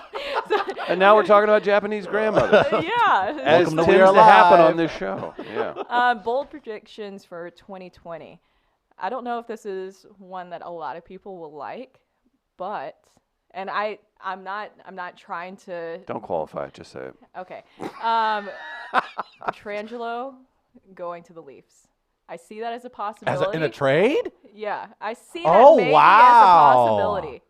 Maybe it's a possibility, but the only thing that's holding him back is just the Leafs cap space. I don't think they maybe have fully the money for it or all the money for it, but I think that could be something that could happen in the rise and of things. Interesting. I mean, the writing would be on the wall with their other moves that they've made that he would be made to be. cut Gosh, loose. that Wow. would. Oh, But that would. here's Oh the- man. That but I'm would gonna go here's drop the this in a thing. blues Almost, chat this will room break somewhere. my heart. I Brutal. love. Well, I it's, love a lot of Petrangelo. people have been talking about, but here's the thing. So, he obviously going back to Toronto would be home for him. If the Right. money's there, I don't see why not, because Right. I truly believe in players getting paid for what they deserve. So if the money's there, then yeah. But if he stays in St. Louis, he could eventually get a statue in front of Definitely. Enterprise. Definitely. Absolutely. So I think that's one thing that would be an incentive for him staying here is that you stay here, you're going to get a statue You on the see- front of Enterprise. yeah, there's no doubt about You that. see it with the Blues alumni and how strong they are here. With these guys, they love staying they all here. stay, And, yeah. and now that's just that was for a team that had never even won a cup. Now amplify how you're going to get treated as being part of that Stanley Cup run. Yeah, That he is could bold. really I do like well the here. boldness on Yeah. that one. That's very And then bold. just for the Cardinals, in general, I mean, I don't think this is like a bold prediction because we saw what he was able to do last year. But Jack Flaherty, I just think is only just can continue to go up from here. He's on another level. He puts it on his shirts. He puts locked in. And I don't know, it's just so fun to watch him pitch Yeah. because he truly is just locked in and he changes into another person. Yes. And it's so fun to watch. And I really do believe that we're watching someone at the beginning stages of becoming just a legend in baseball. Oh man, I would hope so. That'd be You nice. still feuding with him over I his am not LeBron over his feuding with LeBron him. comments? No, Jack, he's a Kobe guy. I'm a Kobe he's a guy. very Fine, but I'm a legend. Lakers fan. Yeah. I like LeBron. He's very like he's not Kobe. I'm just like Jack, relax. But no, I had to eat crow last year because I did not expect Jack Flaherty to go on the run that he did in the second half of the season. Then again, I don't think anyone did. But No one. he was absolutely just lights out in the second half. So yeah. I'm very excited to see what this Cardinals rotation looks like now with him. It's a little scary because It because is. they keep throwing Carlos Martinez's name out there. Mm-hmm. My whole thing with Carlos, I don't know if you guys follow him on Instagram, but he's been putting some of his workouts up. So the problem last year was that he was doing the wrong workouts and he wasn't fully. His shoulder wasn't fully prepared. Right. But it seems supposedly from what the Cardinals are putting out is that he's doing it the right way this time. He's so living in his- Florida, right? Yes, Yeah. so that he can be right there. He's checking into the facility supposedly around once a week and stuff like that. So, Interesting. I mean, he was great as a closer last year. And so I liked him as, a closer, but I think Giovanni Gallegos will be a fantastic. He's another, Yes. he's like the under radar guy. Yeah. Like he's going to step into that role that Carlos is in and he's going to do fantastic, I think. Yeah, it seems like that, and that was fun too, watching the ebb and flow of that trade that happened, and with people like, look at Luke Voigt smashing homers, and he's from Oh, my here, and blah blah blah. And then by the end of last season, Gallegos is like one of the best relievers in the entire league. So yeah. that is kind of a fun part. With Carlos, I want him like. I have just disdain for somebody that's going to take time to comment and say he's a bad pitcher because he dyes his hair. Those kind of commenters. gosh, yeah. So for part of me, I want Carlos is fun. He's been very good. He's got more potential than anybody on the planet. Mm-hmm. It's tough though because you just you're always like, what's going on here? Like there feels like there's something, but I want him to do so well because he could be their ace, and Oh, yeah. it always feels like there's a little something that's just not quite putting him into that mindset and our talent level, and I don't know what it is. Well, I think, with athletes in general is that all athletes are talented, obviously getting into that professional level, but some of them, to get to that elite status, to get to that super elite status, they have to not just rely on their talents anymore. They have to put in that extra work and that yeah. extra mentality. yeah. And I hate saying that, but I think that that has to Yeah. be it, right? Yeah, You yeah. have I to- think that's all that's holding him back is Yeah. just himself, really. I mean, because we The all know that talent. he's super talented. Absolutely. He's fantastic, on the mound, especially when he's locked in doing what he needs to be doing, training like he should, taking care of his shoulder. Right. But it's like to get to that next level, that next step, it's going to be him working on becoming that elite status, that mentality, so. I hope he can do it. Brooke, what a pleasure. Thank you so much. having you in Really here. appreciate it. Congratulations on all the success as well, moving up and working hard over at KMOV with Doug and the rest of your team. And good luck with the Yeah. transition. I know that's going to be a lot more work for you, but I'm sure you welcome it. Yeah, it'll be a lot more work. I mean, if you don't like seeing my face, sorry, you'll see it more. Take that! Yeah.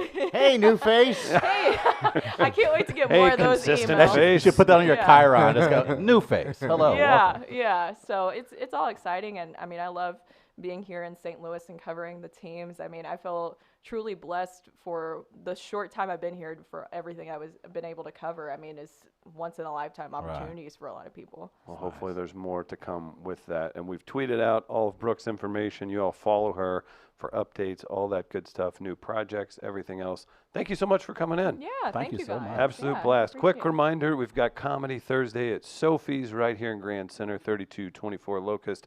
Jack Daniels presents that. It's free. Stop by, 6 o'clock. Another great lineup this week. Schlafly specials, Jack Daniels specials. Stop by for free comedy every Thursday right here in Grand Center. Guys, Travis, Gardner, Yeah, one thing for the show tomorrow, big music news that we're going to have to discuss probably to lead it all Oh, off. boy. I'll let you know. You guys don't even know what it do is. it too. I know. I just. I will talk to you about it. What the hell? We're just poking you. Which is. What I the just, hell? What the? She just, Brooke started it. Okay. Yeah, what? the- Hey, where'd he go? Calm down, new. So we've got face. big music. New face. We've got big music news tomorrow. Oh, huge new music news. something I have a about feeling it's something very personal to him. That's Yeah. Arcade I'll give you a Fire. hint. No, it's not Arcade Fire. Neil I'll Diamond. give you a hint. Justin Bieber. No, not Bieber. Oh, That's pretty fun, right? Bennington and Bieber. Yeah.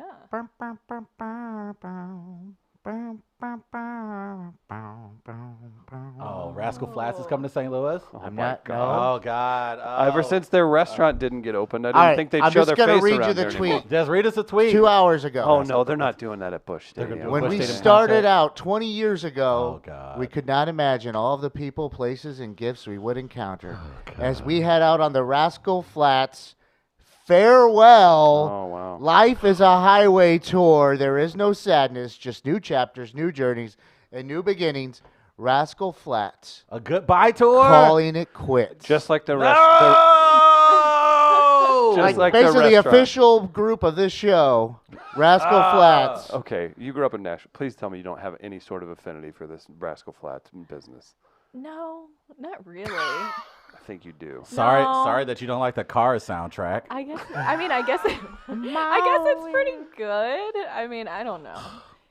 We're gonna have to talk, Brooke. This is Yeah. embarrassing. Yeah, Well, I'm that's gonna the I'm big gonna music end this stuff. with Expected something more out of you. controversial. I'm not a big fan of country music. Oh, that is.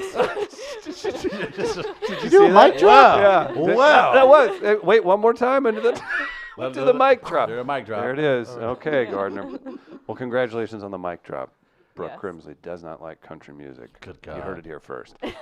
We're back live tomorrow at 8 a.m. with more Rascal Flats news. We'll see you then. Peace.